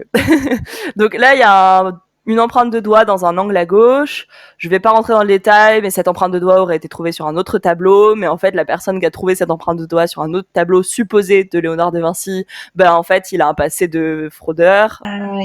Du coup, la plupart des gens ne veulent pas entendre parler de cette théorie. Ils parlent également d'autre chose qui a complètement disparu de leur site officiel. Lumière Technologies, par ailleurs, consacre tout son site, qui ressemble un peu à une version Windows 98. Tout son site est consacré à cette recherche sur ce tableau de jeune femme, supposé de Léonard de Vinci, mais ça parle très très peu de chiffres et d'analyses, et il y a très très peu de documentation, on va dire, de titres académiques. Bref, j'ai rien dit. Je t'invite à aller y faire un tour, c'est très intéressant. Et je pense que tu vas rigoler, en fait.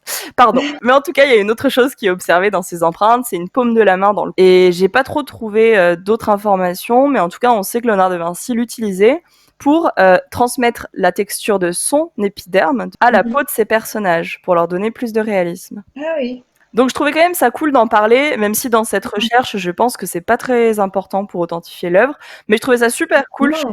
Non plus. Et il est avéré qu'il l'a quand même utilisé dans d'autres œuvres, en tout cas une œuvre, le portrait de Ginevra Debenchi. Autre chose trouvée grâce à cette super macro, dans l'œil, on peut voir le dessin sous-jacent à la couleur, qui est construit, tu sais, comme les schémas d'optique où tu vois le reflet qui s'imprime dans la rétine, l'image inversée. Oui. Bon, alors là, on voit pas du tout ce que la jeune fille est en train de regarder. Il n'y a pas du tout de dessin au fond de la rétine. Ça va pas jusque-là. Mais il y a une forme très structurée de l'œil. Et c'est vrai que, voilà, Léonard de Vinci, on connaît sa passion pour la science, l'architecture, et il incluait des éléments scientifiques de façon quasi systématique dans ses travaux. Laissons un peu de côté la science et parlons de la jeune femme, de à quoi elle ressemble. On va parler surtout donc de costume, qui est donc dans un goût Renaissance, ou carrément Renaissance, hein, qui sait. Mais le costume est très très simple. Il y a peu de détails sur le vêtement, il n'y a pas de fioriture à part une broderie discrète sur l'épaule, et une crevée, tu sais, c'est la fente dans le tissu, qui laisse apparaître la couleur sous-jacente. Et Léonard de Vinci a laissé des textes où il dit que c'est très important de mettre des crevés aux manches des jeunes femmes pour les laisser bien bouger et bien s'actionner les bras. Je trouvais ça chouette. Voilà, donc on sait ça. Par contre, j'avoue que j'ai quand même je suis pas du tout une experte, mais j'ai une passion pour le costume historique. Et je n'ai jamais vu ce type de crevé de ma vie. Jamais, jamais, jamais. Mystère. Et je vois pas très bien comment elle fonctionne non plus. Ce qui va attirer notre attention, c'est la coiffure, parce qu'en comparaison du reste, elle est très sophistiquée. Et plutôt que sophistiquée, parce qu'elle est pas très précieuse, elle est surtout très codée. Elle est composée de 3 parties. T'as la trinzale, qui a un petit chapeau derrière la tête, avec des petits croisillons des lanières entrecroisées. La lenza, qui est un ruban qui maintient la trinzale, donc le bonnet au fond, là. Et souvent, normalement, dessus, t'as des bijoux, comme la belle ferronnière, t'as des pierres dessus, des choses. Là, il y a rien du tout, c'est juste un fil. Et ensuite, tu as le coadzone, qui est la longue queue de cheval ou tresse enrubannée dans le dos. C'est assez particulier comme coiffe. Hyper codé, et c'est ça pour le coup c'est très très intéressant parce que ça va nous permettre de dater avec précision le tableau ou en tout cas la tenue de la jeune fille. Et par contre voilà, ça reste quand même très simple, c'est très codé mais il y a aucun bijou, aucun fil métallique, rien. Bon après voilà, c'est vrai que la fille est très très jeune et qu'à l'époque les jeunes filles n'avaient pas trop d'accessoires avant le mariage, ça serait plutôt réservé à des femmes mariées, tu vois, normalement. Cette coiffure va donc permettre de dater très très précisément le tableau, si on part du principe qu'il est de la Renaissance, puisque d'origine espagnole, cette coiffure est introduite à la cour de Milan en Italie par Béatrice d'Este en 1491, et elle sera à la mode jusqu'en 1499, donc les 10 dernières années avant 1500 du XVe siècle. Voilà, donc là c'est vraiment de cette période dont on parle. Béatrice d'Este, c'est la femme de Ludovico Sforza, duc de Milan, extrêmement influent en Italie, hein, c'est un des big boss. Rappelons qu'à cette époque, l'Italie est composée de plusieurs régions sur lesquelles règnent de grandes familles. Notamment, sous l'influence de Ludovico Sforza, Milan va exploser, quoi. Et Béatrice d'Este a marqué la Renaissance parce qu'elle était considérée comme l'une des plus belles princesses et l'une des plus accomplies. Elle s'est notamment entourée de poètes et d'artistes, dont Léonard de Vinci, dont elle était très proche. Elle est imitée de toutes les femmes, c'est elle qui crée la mode. Qui dit mode dit tendance passagère et qui va être remplacée par une autre. Donc on peut dater la coiffure avec vraiment une date précise. On sait à quel moment elle était à la mode. Est-ce que tu penses qu'un artiste donc des pré-raphaélites ou quelque chose comme ça pourrait avoir accès à une information comme ça? Alors, est-ce qu'il y avait, tu penses, des données sur les coiffes des femmes J'y viens. Non, oui, Pardon, je te non, coupe, t'inquiète pas du tout. Déjà, tu vois, j'ai parlé de la crevée dans l'épaule. On sait que Léonard de Vinci en parlait. Hein, donc voilà, déjà il y a ça. Après, je reviendrai un peu sur la broderie du vêtement, mais j'ai tellement d'informations à dire, ça va durer 1000 ans oui, bien sûr, il y a des choses documentées et surtout, t'as plein de portraits de cette époque, de profils qui portent cette coiffure. Et c'est d'ailleurs grâce à ça qu'on sait. Qu'on connaît notamment les dates de mode de la coiffure. Tu peux comparer avec d'autres femmes qui la portent. Tu sais à quelle date le tableau a été peint. Et en fait, la mode avance très vite en fonction des alliances des maisons au travers des mariages. Et les portraits officiels, c'est souvent des portraits de mariage notamment. Et on peut être certain, vu que c'était une cour très très importante, très riche, très artistique, humaniste, etc. On peut être sûr que les dames n'étaient pas has-been, si tu veux. Elles portaient des coiffures qui étaient à la mode quand elles ont été représentées. Si tu regardes tous les portraits de femmes de cette période, tu vois à quoi ressemble ce costume. On cherche un modèle ayant vécu à la cour de Milan, a priori qui est non marié et ayant, d'après son visage, une quinzaine d'années dans les 10 dernières années du XVe siècle. Je suis pas une spécialiste, mais je suppose qu'il y avait pas mal de jeunes filles à la cour de cet âge qui auraient pu être des candidates. Surtout que celle-là a pas spécialement d'attributs qui puissent la lier à une famille en part. Pas de blason, pas de symbole. La coiffure simplifiée au maximum, on dirait presque une standardisation dans un magazine. C'est à croire que tout est le plus plat possible pour qu'on puisse pas savoir qui c'est. Alors j'ai lu par endroit que les couleurs de la robe rouge-vert seraient les couleurs de la famille Sforza. On va donc réduire les candidates aux familles les plus puissantes de Milan et on a déjà un nom puisque la famille la plus puissante, ce sont les Sforza.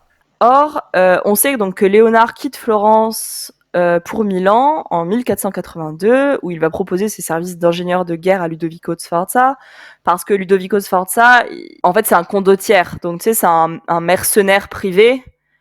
En gros, un général d'armée privé que tu payes, tu vois, ponctuellement pour résoudre les conflits entre régions, en gros. Et donc, c'est pour ça que Léonard vient en espérant être ingénieur de guerre, mais finalement, en fait, Ludovico Sforza a d'autres plans, parce que son neveu est mort dans de drôles de circonstances, et en fait, c'était lui l'héritier légitime, et c'est Ludovico Sforza qui a pris sa place, si tu veux. Donc, un peu fou, et du coup Ludovico Sforza en tout cas fait plein de commandes et va encourager l'art pour un petit peu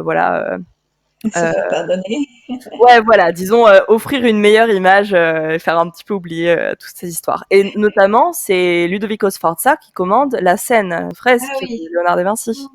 Voilà. Donc Léonard de Vinci devient très intime avec la famille, comme je le disais, il était notamment très proche de Béatrice d'Este, dont t'as un portrait sur papier, justement, un dessin. Le tableau, je crois qu'il est perdu. Et il a peint d'autres portraits associés à la cour, comme les maîtresses de Ludovico Sforza, Cecilia Gallerani, qui n'est autre que la dame à l'hermine, et Lucrezia Crivelli, qui serait la belle ferronnière, qui font partie des rares portraits de femmes de Léonard de Vinci. On n'en connaît pas 1000 quand même. On a donc un mécène qui arrête pas de commander les portraits des femmes autour de lui à Léonard de Vinci, donc c'est très tentant de penser que la jeune fille puisse faire partie de ce cercle. Les chercheurs vont faire des analyses pour essayer de prouver au moins définitivement que le dessin date de la Renaissance. Alors, le carbone 14, c'est... en fait, dans la nature, tu as la matière carbone, qui a plusieurs formes, qu'on appelle isotopes, dont le carbone 14, qui est un isotope donc du carbone. Cette forme est radioactive, et sa radioactivité décroît très régulièrement avec le temps. Donc, ce carbone 14 se forme dans les hautes atmosphères de la Terre, et comme tout isotope de carbone, il va se combiner avec l'oxygène dans l'atmosphère et former du CO2. Ce CO2 est assimilé par les organismes vivants, comme les plantes, et les animaux qui consomment les plantes. À leur mort, donc végétaux ou animaux, la quantité de carbone 14 assimilée diminue progressivement dans l'organisme qui était vivant. L'organisme a aussi assimilé du carbone 12, qui lui ne bouge pas. Donc en fait, on va servir en gros la quantité, enfin je suis pas experte, mais la quantité de carbone 12 au moment de la mort dans l'être vivant, vivant, comme point de référence, et ensuite on va faire le décompte de la diminution de carbone 14 en convertissant ça en années humaines, voilà, pour avoir une estimation en gros du temps passé depuis la mort de l'animal.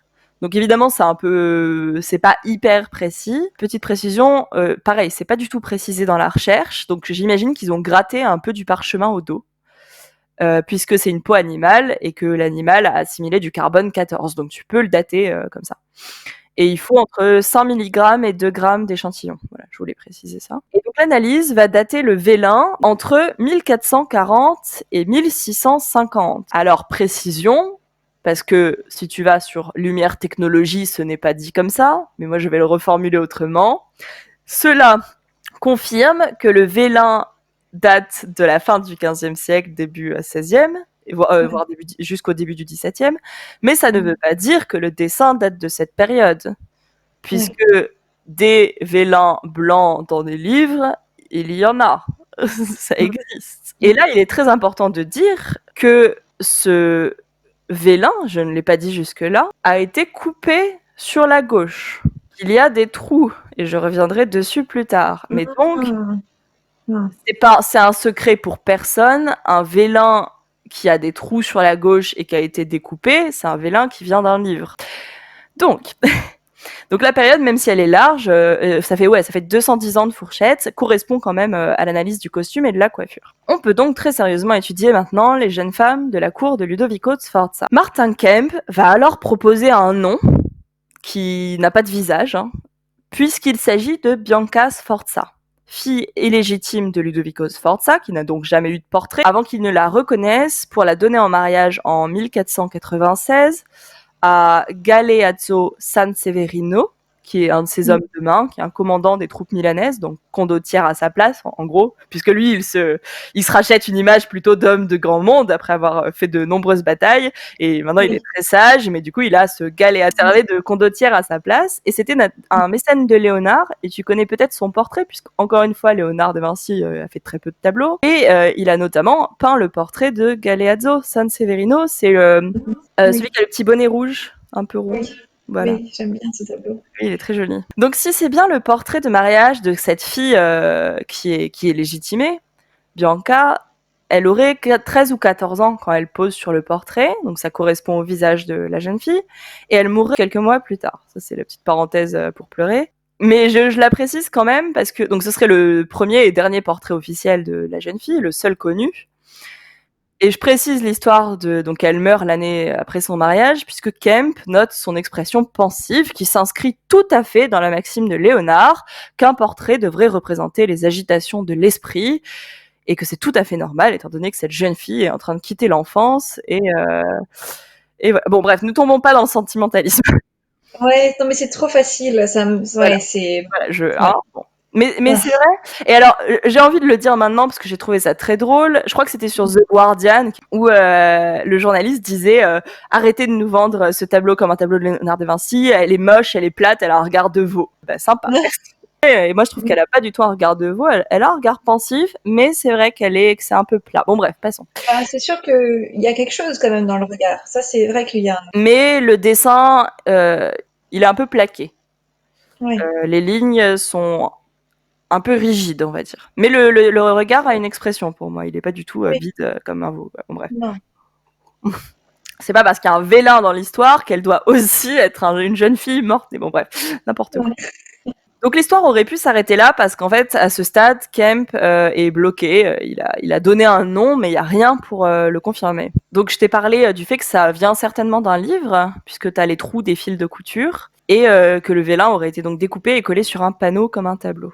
Et alors là, donc Kemp, qui n'a plus d'indice, reçoit un message du docteur Edward Wright, professeur associé de l'Université d'art de Floride du Sud. Et ce docteur suggère à Kemp qu'il pourrait obtenir sa confirmation dans un livre appelé la Sforziade, qui se trouve à la Bibliothèque nationale de Pologne. Il décrit le volume comme un livre commémoratif du mariage de Bianca Sforza, qui pourrait justifier une commande de portrait à Léonard de Vinci, qui se prêterait donc au jeu de dessiner sur un support atypique, puisqu'il faut l'inclure au livre.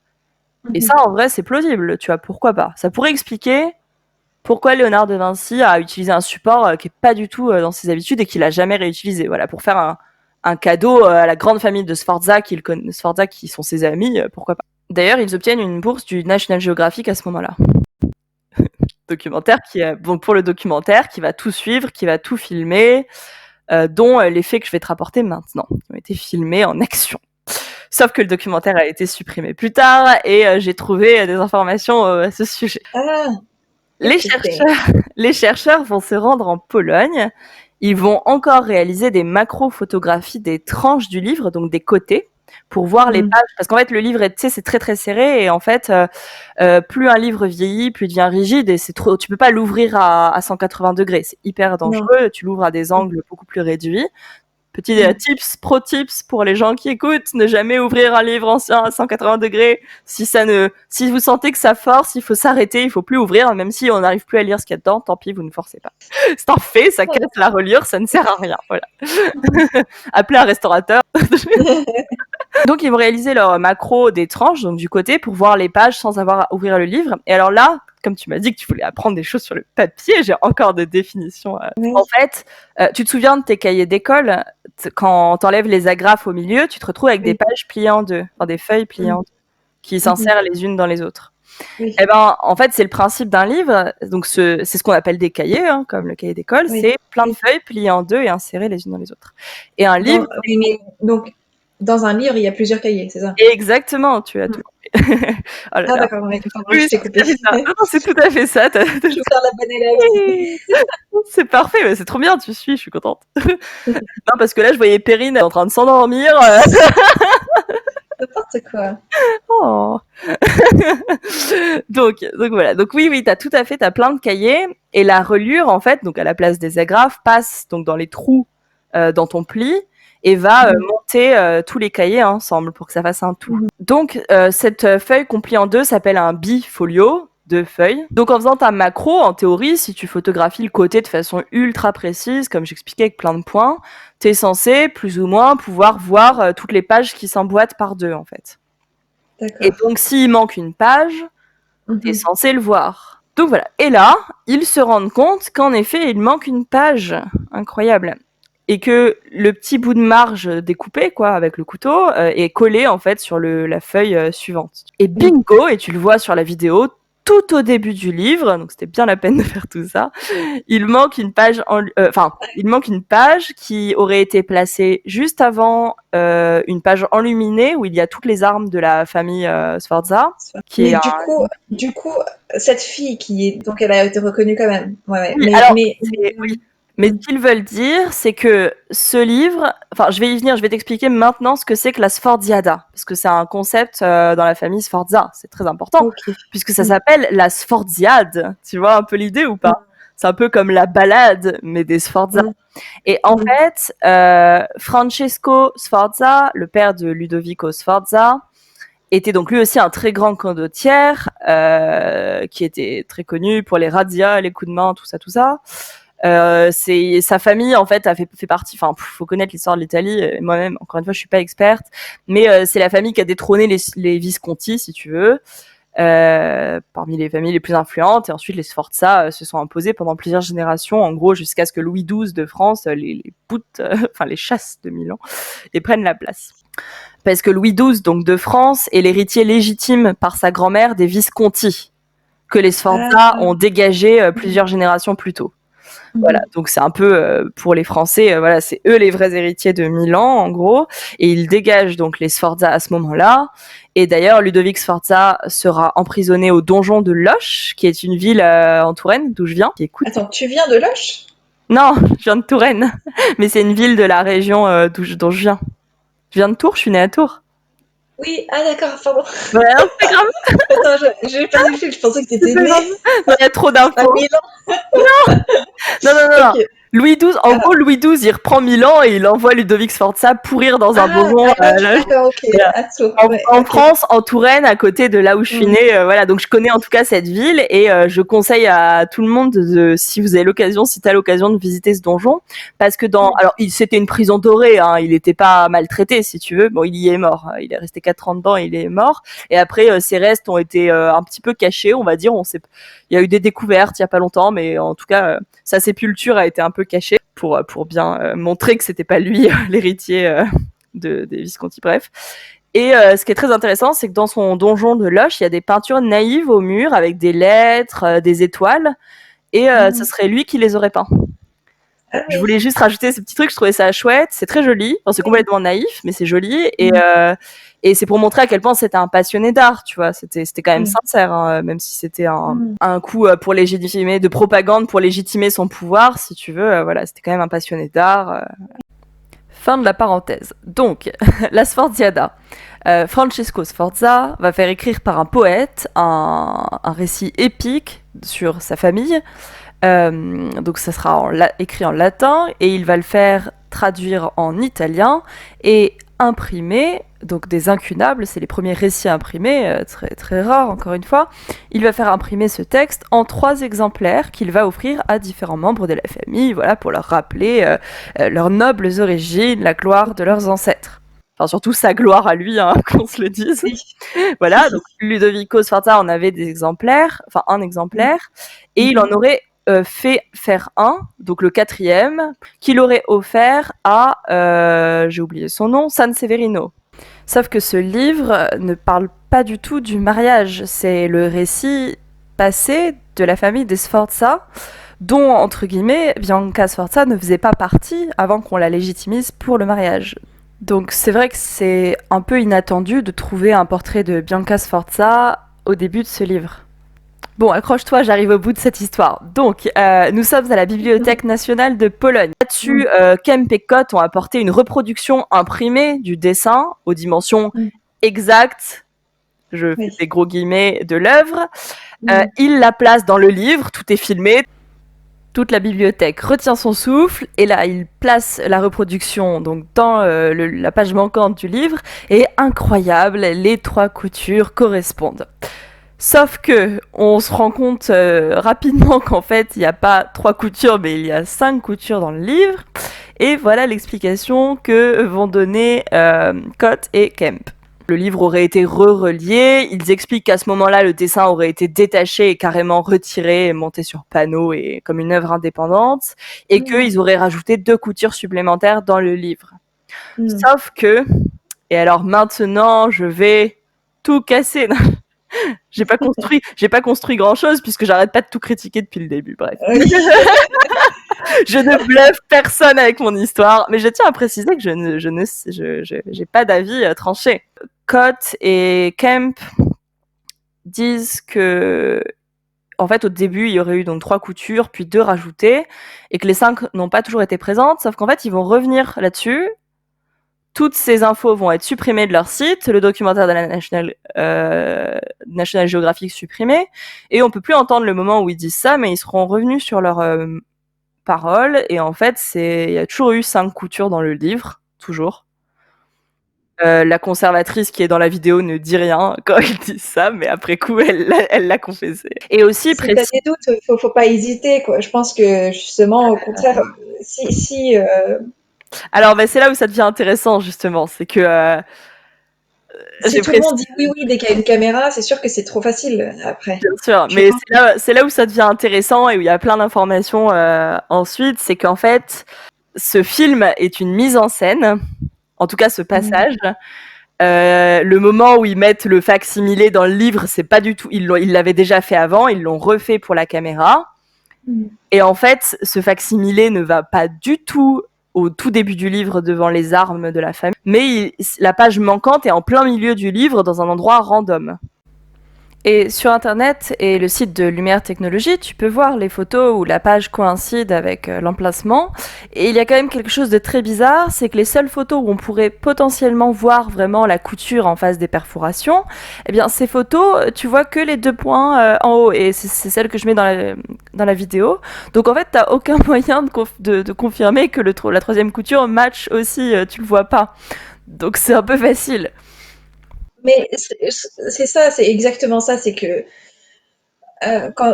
s'il force le puzzle, quoi. C'est vraiment forcer une chip là où ça ne passe pas, quoi.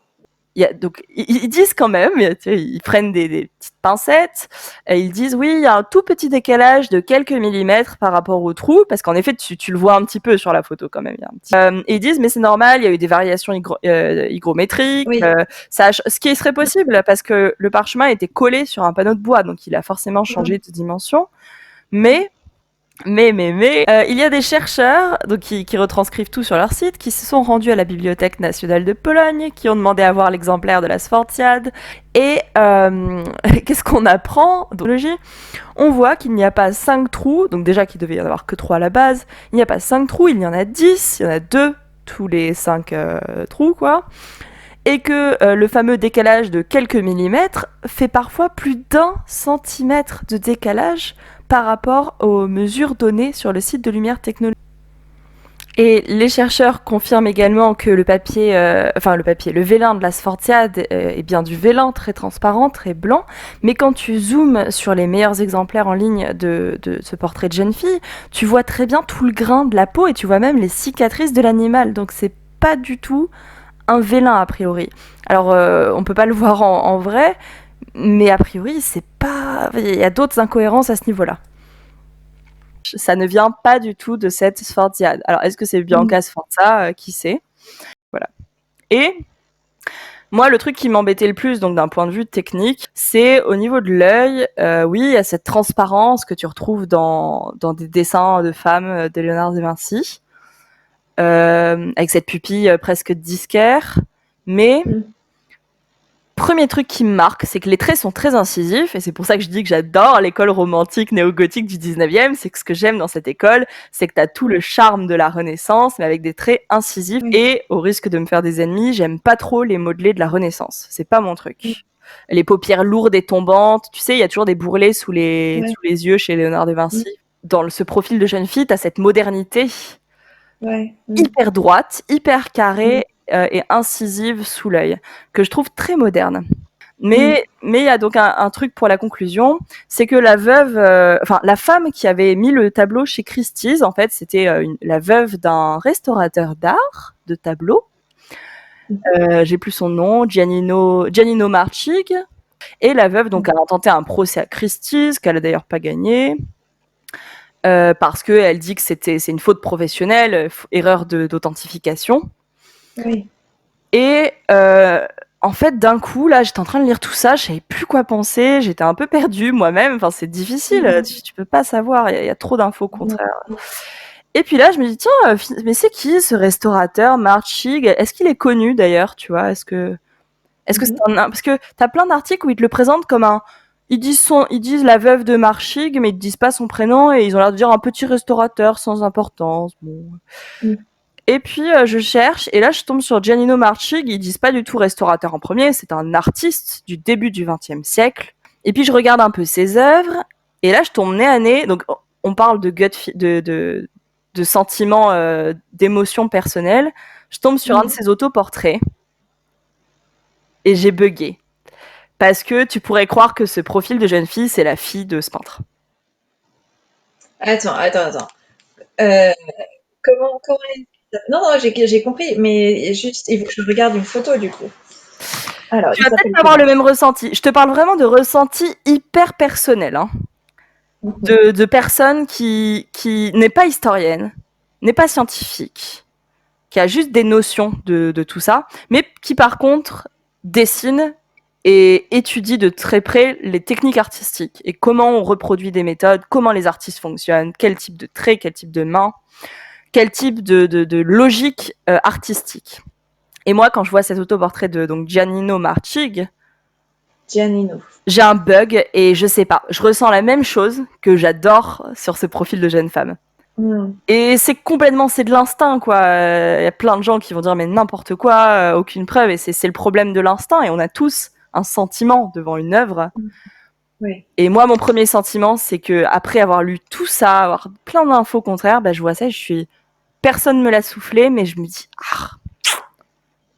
Mais donc ce serait ton hypothèse, c'est que c'est lui qui l'a dessiné? Très honnêtement, je ne suis sûre de rien, et même mon hypothèse, j'en reparlerai plus tard. Voilà, pour l'instant, c'est assez nouveau cette idée-là de Giannino Marchig. Ce que je remarque quand même, c'est un restaurateur qui a travaillé par le passé sur une des Jocondes, puisqu'il y a plusieurs Jocondes. Et surtout, je remarque dans son œuvre donc artistique, hein, rien à voir avec le restaurateur, que c'est un passionné de diverses techniques. Et alors peut-être que je me reconnais un peu en lui parce que je fais un peu pareil avec évidemment beaucoup moins de talent, mais j'ai tendance à explorer plein de techniques et j'adore copier divers artistes. Et c'est vrai que ça peut créer des œuvres qui ressemblent un petit peu à des collages. Donc voilà, je reconnais ces points-là et vraiment regarde son œuvre, regardez ses œuvres. Elles sont toutes dans des styles différents et c'est assumé. Et il touche clairement à plusieurs courants artistiques de plusieurs époques, plusieurs siècles, avec brio, franchement, la plupart du temps. Et même si tu peux ressentir la petite touche moderne. Et quand il crée, dans son style, on va dire, il a cette touche assez incisive avec... il contourne beaucoup les visages, ce qui se faisait pas mal au début du siècle, en tout cas chez les Américains. Et dans ses créations, quand il développe son propre style, je trouve qu'on retrouve complètement cette touche incisive, donc assez cassée, et notamment sous l'œil, les yeux assez droits, mais en plus ça correspond complètement au courant artistique dont il faisait partie, en fait, il est de son temps, cet artiste. Et il y a aussi ce contour des corps, des visages, avec cette espèce d'ombre sombre.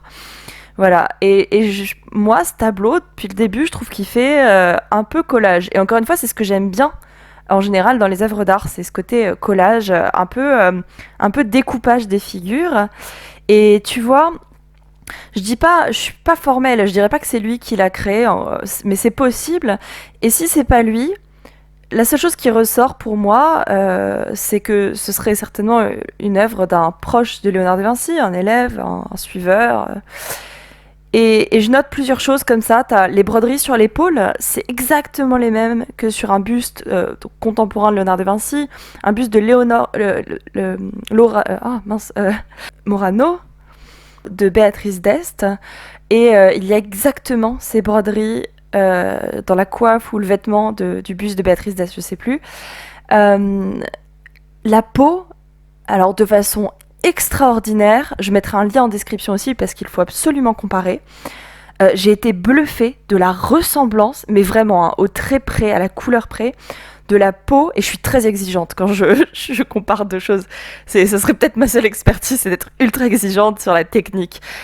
Comparer la peau donc de cette jeune fille avec la peau du portrait de jeune homme, autoportrait présumé, de Lippi. Incroyable, c'est exactement la même chose avec les lignes dans la peau. Enfin franchement, il faut regarder, ça vaut le coup. Déjà parce que c'est très beau, mais vraiment très très proche. Et il y a d'autres choses comme ça. Les cheveux, je retrouve les cheveux de chez Boltrafio, la rousse, portrait de jeune fille rousse. Boltrafio qui est un élève de Léonard de Vinci. Et dans la technique, les yeux, etc., je trouve aussi un petit peu de Melzi. avec les couleurs, la forme du nez, les contours cernés. Enfin, c'est que des contemporains de Léonard de Vinci. Alors, tu pourrais penser, mais il y en a plein où c'est pas logique, ils vivaient pas à Milan à ce moment-là, ils ont aucune raison de portraiturer une Milanaise. Mais du coup, ça reste des inspirations potentielles pour un artiste contemporain, enfin plus récent, pas contemporain, mais à partir du 18e, 19e. Ça peut être une copie ancienne, une inspiration ancienne, même si ça se faisait pas trop de pasticher comme ça avant le 19e siècle. Et il aurait eu accès à un vélin du 15e siècle. Oui, oui, en vrai, tu peux te débrouiller, hein. Il avait beaucoup d'argent, hein. Tu sais, t'achètes un livre rare, Ouais. t'enlèves une page blanche, c'est possible. C'est souvent ce qu'on retrouve chez les faussaires. Je dis pas que c'est un faussaire, dans le sens où je dis pas qu'il Non, a non, voulu non. tromper des Non, non, gens. mais par accident, Par il a été curiosité. vendu ce tableau et Oui, voilà. il y a un gars qui est spécialiste. Mais, ah oui, au passage, la veuve de l'artiste, Jeanne Marchig, dit que son mari avait toujours été hyper secret sur ce tableau et qu'il voulait pas en parler. Donc t'en as plein qui vont, encore une fois, voilà, pour faire court et caricaturer, t'as ceux qui vont dire, oh là là, tant de mystère autour de ça, c'est que c'était un Léonard de Vinci caché. Et moi je dirais, bah non, c'est juste qu'en fait, t'adores explorer et que t'es trop content de ton truc et que t'es un peu gêné de dire que t'as pastiché un artiste, tu vois, ou j'en sais rien. T'as pas envie de passer pour quelqu'un qui fait une caricature. Mais si tu veux, il y a beaucoup d'éléments. Si je devais imiter une œuvre, clairement, je ferais plein de recherches et je composerais une œuvre inédite, évidemment, un truc inexistant. Pour moi, j'utiliserais une technique qu'on connaît pas trop chez l'artiste, mais qui est pas impossible non plus. Surtout chez un artiste qui est curieux et on sait qu'il est expérimenté. Mais tu vois, je ferais une technique qui est suffisamment éloignée suffisamment proche de ce qui existe, mais suffisamment éloignée pour qu'il n'y ait rien de comparable directement. Pour qu'il seme le doute, qu'il n'y ait pas trop de points sûrs de référence. Et ensuite, eh bien, tous les éléments de pastiche, d'association, je les simplifierai au maximum pour, encore une fois, ne pas montrer mes lacunes. Tu vois, tu peux être expert des matériaux, des techniques, des supports, mais tu vas pas commencer à inventer des bijoux alors que tu t'y connais pas en taille de pierre. C'est trop risqué, en fait. Je pense que oui, oui. Non, t'as raison, c'est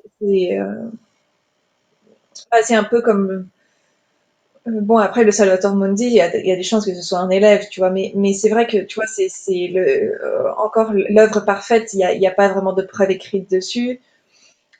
Après, avec le Salvatore Mundi, il y avait même des détails de dessin de la main de Léonard de Vinci qui supposaient qu'il y avait eu une recherche au moins. Donc, alors que là, c'est vrai que c'est vraiment inédit.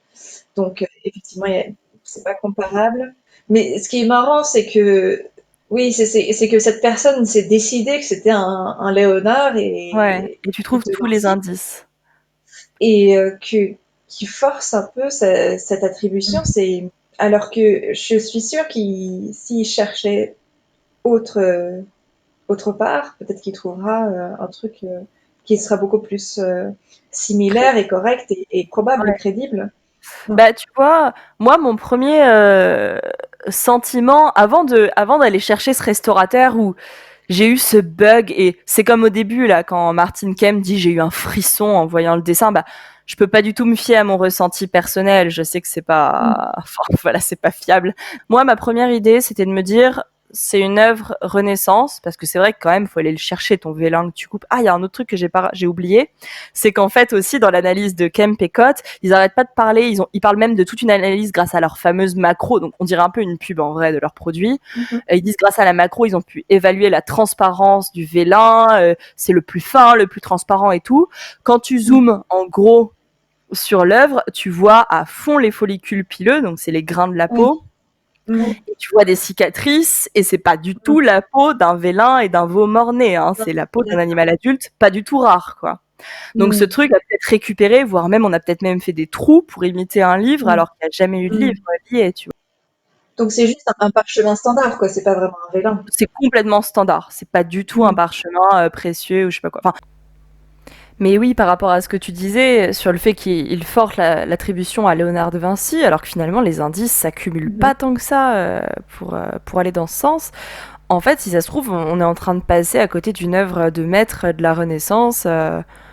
à cause de ça, en fait. C'est vrai que c'est dommage. Moi, ma première idée, c'était que c'était certainement un travail d'un élève, d'un suiveur, ou voire un travail à deux mains, peut-être.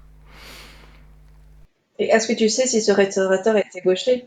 Ah, et alors les fameuses histoires des lignes, moi c'est ce qui m'embête depuis le début, et il y a beaucoup de gens qui discutent aussi ça, c'est qu'en effet, t'as cette histoire de la main gauche, et le restaurateur je sais pas s'il est gaucher, il y a rien qui le dit, ça sera Mhm. embêtant d'ailleurs qu'on le découvre, mais par contre, j'ai bien observé toutes ses œuvres, et il fait souvent des traits et par la gauche et par la droite, et je dirais que c'est le propre des artistes 20e, entre guillemets, Mhm.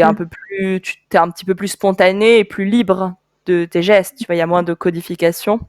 Et ce que je dirais surtout, c'est que ces lignes sont très, très collées à un rythme très régulier, presque comme si elles avaient été tracées à la règle.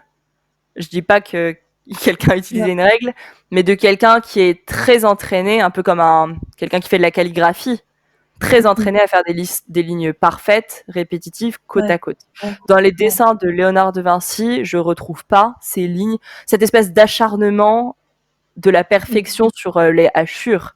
Ouais. Les hachures, c'est une suggestion naturelle, et quand tu Mhm. es un dessinateur très doué, oui, tes hachures tombent à côté les unes des autres. Mhm. Mais à ce point-là, c'est bizarre, ça fait mécanique en fait. C'est très mécanique. Et l'autre truc hyper bizarre et qui est pas du tout logique et qui est vraiment bizarre, un peu comme cette histoire sous l'œil là, qui fait très Ouais. moderne, c'est cette ombre en dehors du visage. Oui. Les hachures sont à l'extérieur du Mhm. visage. Déjà, tu vois Mhm. jamais ça dans des œuvres de cette Non. époque. Mhm. Et en plus, tu le vois pas chez Léonard de Vinci. Ouais. Les hachures sont à l'intérieur, ce Mhm. qui est complètement logique. Donc Mhm. très très bizarre ça. Bon, Oui. du coup, toi, tu penses quoi au premier abord? A priori, je crois que tu connaissais pas cette œuvre ou pas beaucoup. Qu'est-ce que c'est ton ressenti Ce tableau n'est pas inconnu. J'ai vraiment, je l'ai vu très clairement. Je sais pas où, mais j'ai le souvenir de l'avoir vu. Euh, mais je pensais pas du tout que c'était un Léonard de Vinci et qu'il y avait ce problème d'attribution. Hmm. J'ai vraiment appris un truc, donc ça c'est sympa. Cool. Alors peut-être que effectivement il y a un lien, Hmm. mais faut le trouver. Et pour l'instant, il n'y a pas assez d'informations pour que ce soit, à mon avis, pour que ce soit concret et définitif. Ouais. Euh, Là, pour le coup, le Salvator Mundi a beaucoup plus de preuves ou matière pour prouver que c'est vrai, Hmm. comparé à cette La Belle Principessa. Oui. Il y a quelque chose dans l'œil qui me fait penser aux œuvres de Léonard de Vinci. Mais effectivement, c'est ce truc de, c'est très statique, c'est très, euh, et puis c'est improbable cette histoire alors ils essayent de le faire rentrer dans le bouquin des Sforza, le bouquin, dans le recueil des poèmes sur la vie des Sforza, la Sforzade, et euh, ça c'est trop forcé et ça j'aime, enfin systématiquement ça fait que décrédibiliser leur idée et en plus Martin Kemp, maintenant, j'ai pas trop envie de croire à ce qu'il dit parce que très clair. En plus, c'est quand même, c'est une sacrée responsabilité de dire que c'est un Léonard de Vinci et ça fait que créer. C'est un peu comme ça me fait penser au le Tour de France. Tu sais, ça me fait penser. J'ai des gens dans ma famille qui sont très passionnés par le Tour de France. Et systématiquement, il y a une histoire comme quoi, ben, il y en a un qui s'est dopé, il y en a un qui a des drogues dans le sang, et du coup, bah, à la fin, t'as plus envie d'y croire parce que de toute façon, ils ont tous eu un truc, un traitement. Alors là, je vais retourner tous les cyclistes, les amateurs de cyclisme, etc. contre moi. Mais c'est vrai que euh, ça fait un peu Pierre et le loup, quoi. Systématiquement, il y a des gens qui viennent et qui disent il y a des œuvres et du coup, il y a euh, un processus d'authentification qui se concrétise et qui se développe et ça, Et du coup, dès que c'est dans le privé, dès que c'est pas surveillé par un musée, je pense que c'est... En fait, c'est souvent ça, c'est que il y a aucune obligation, t'as aucun dû à la population. Léonard de Vinci n'est pas monument national, quoi. Et il y a aucune obligation de rendre des comptes, de rendre les analyses ouvertes. Mais le problème, c'est qu'après ça, on écrit des livres que tout le monde achète comme des blockbusters. Et en même temps, bon, c'est toujours comme ça que ça marche. Hein. S'il y a des gens pour acheter, l'offre et la demande, tu vois, c'est que les gens en Oui. sont friands et tant mieux si ça permet un peu de rêver, etc. Mais c'est intéressant de voir à quel point c'est marqué avec des œuvres de Léonard de Vinci. Tu vois, en moins de 20 ans, 2 œuvres comme ça qui déchaînent, enfin qui font couler de l'encre, quoi. Et c'est incroyable. Et comme tu disais, il y a une espèce de responsabilité. Et c'est vrai que là, c'est embêtant. La façon dont c'est écrit, moi, c'est ça qui m'embêtait, tu vois, c'est que Ouais. ça fait vraiment pas sérieux. Et tu te dis, mais attends, Ouais. tu es en train de choisir clairement pour ton œuvre l'attribution la plus fantasmée. Oui. Un peu un devoir de faire ça sérieusement et de pas induire les gens en erreur parce que Exactement. c'est peut-être pas un monument historique, Léonard de Vinci, mais par contre, ça remet en cause des choses quand même dans l'histoire de l'art qui sont importantes et surtout, c'est un mensonge auprès des gens. Et c'est pas cool de jouer comme ça sur la crédulité, parce que oui, Oui. t'as envie d'y croire, quoi. Et on le sait, hein, que les gens deviennent fous, quoi, avec la Joconde. Enfin, ça déclenche des sentiments très très forts. Donc c'est limite presque imprudent, je dirais. Et au final, comme tu dis, ça te décrédibilise, ça te dessert, quoi. C'est même pas. J'ai un peu l'impression qu'il se cache un peu derrière ses titres de professeur à Oxford, mais ça te donne pas le... Enfin, c'est... Justement, on croirait que du coup, ça serait plus sérieux, ces recherches, mais en fait, il continue... Enfin, il nous propose quelque chose qui est pas... qui a des lacunes, quoi, des grosses lacunes.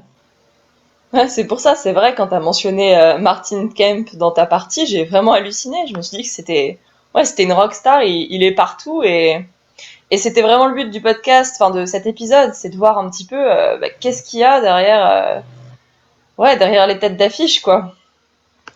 Oui, c'est ça, c'est de creuser un peu plus, et puis... parce que moi, j'avais surtout entendu un peu cette histoire d'un prince d'Arabie Saoudite qui est venu embarquer le tableau sur un yacht, mais en fait, c'est beaucoup plus que ça, cette histoire. Ça n'a rien à voir avec. Enfin, lui, limite, ce qui est important, c'est euh, toute la machinerie derrière pour qui fait croire à tout, enfin, qui a fait que ce tableau a pu être vendu à un prix complètement hallucinant. Quand tu as dépenser une telle somme pour un tableau, pourquoi est-ce que tu ne finances pas tous les moyens pour l'authentifier? Bah justement, parce que t'as pas envie que ce soit par Léonard de Vinci. C'est sûr, t'as pas envie. Mais en même temps, je sais pas, ouais, t'as très clairement le moyen de financer des analyses, quoi. Donc, mais c'est sûr qu'il n'a pas envie d'être mis en face du fait que ça ne soit pas un Léonard. Non, c'est clair. Et de toute façon, si l'œuvre est avérée de Léonard, elle va prendre une valeur telle qu'en fait, elle aura plus de prix. Et il y a ça aussi, tu vois, le collectionneur, autant il peut vraiment apprécier l'artiste, et tant mieux pour lui, autant ça peut être un acheteur qui est surtout content de la rareté du bien, quoi, du fait de savoir que tout le monde le désire, et c'est lui qui l'a, en fait. T'as aussi ce type de valeur qu'on accorde aux objets. S'il est passionné par l'art et si ça lui fait plaisir de s'acheter ça et s'il a les moyens, qu'il le fasse. Mais c'est juste que ça envoie un message, un autre message au public. C'est sûr, on va plus se focaliser sur la valeur monétaire de l'œuvre plutôt que la valeur artistique au final. Et on oublie un petit peu Léonard de Vinci. Bon, en tout cas, on espère qu'on n'a pas dit trop de bêtises. Encore une fois, on n'est évidemment pas des spécialistes de Léonard de Vinci, donc si vous avez plus d'informations, des idées, des choses à corriger, il ne faut surtout pas hésiter à le faire. Il ne faut pas que des erreurs restent en ligne.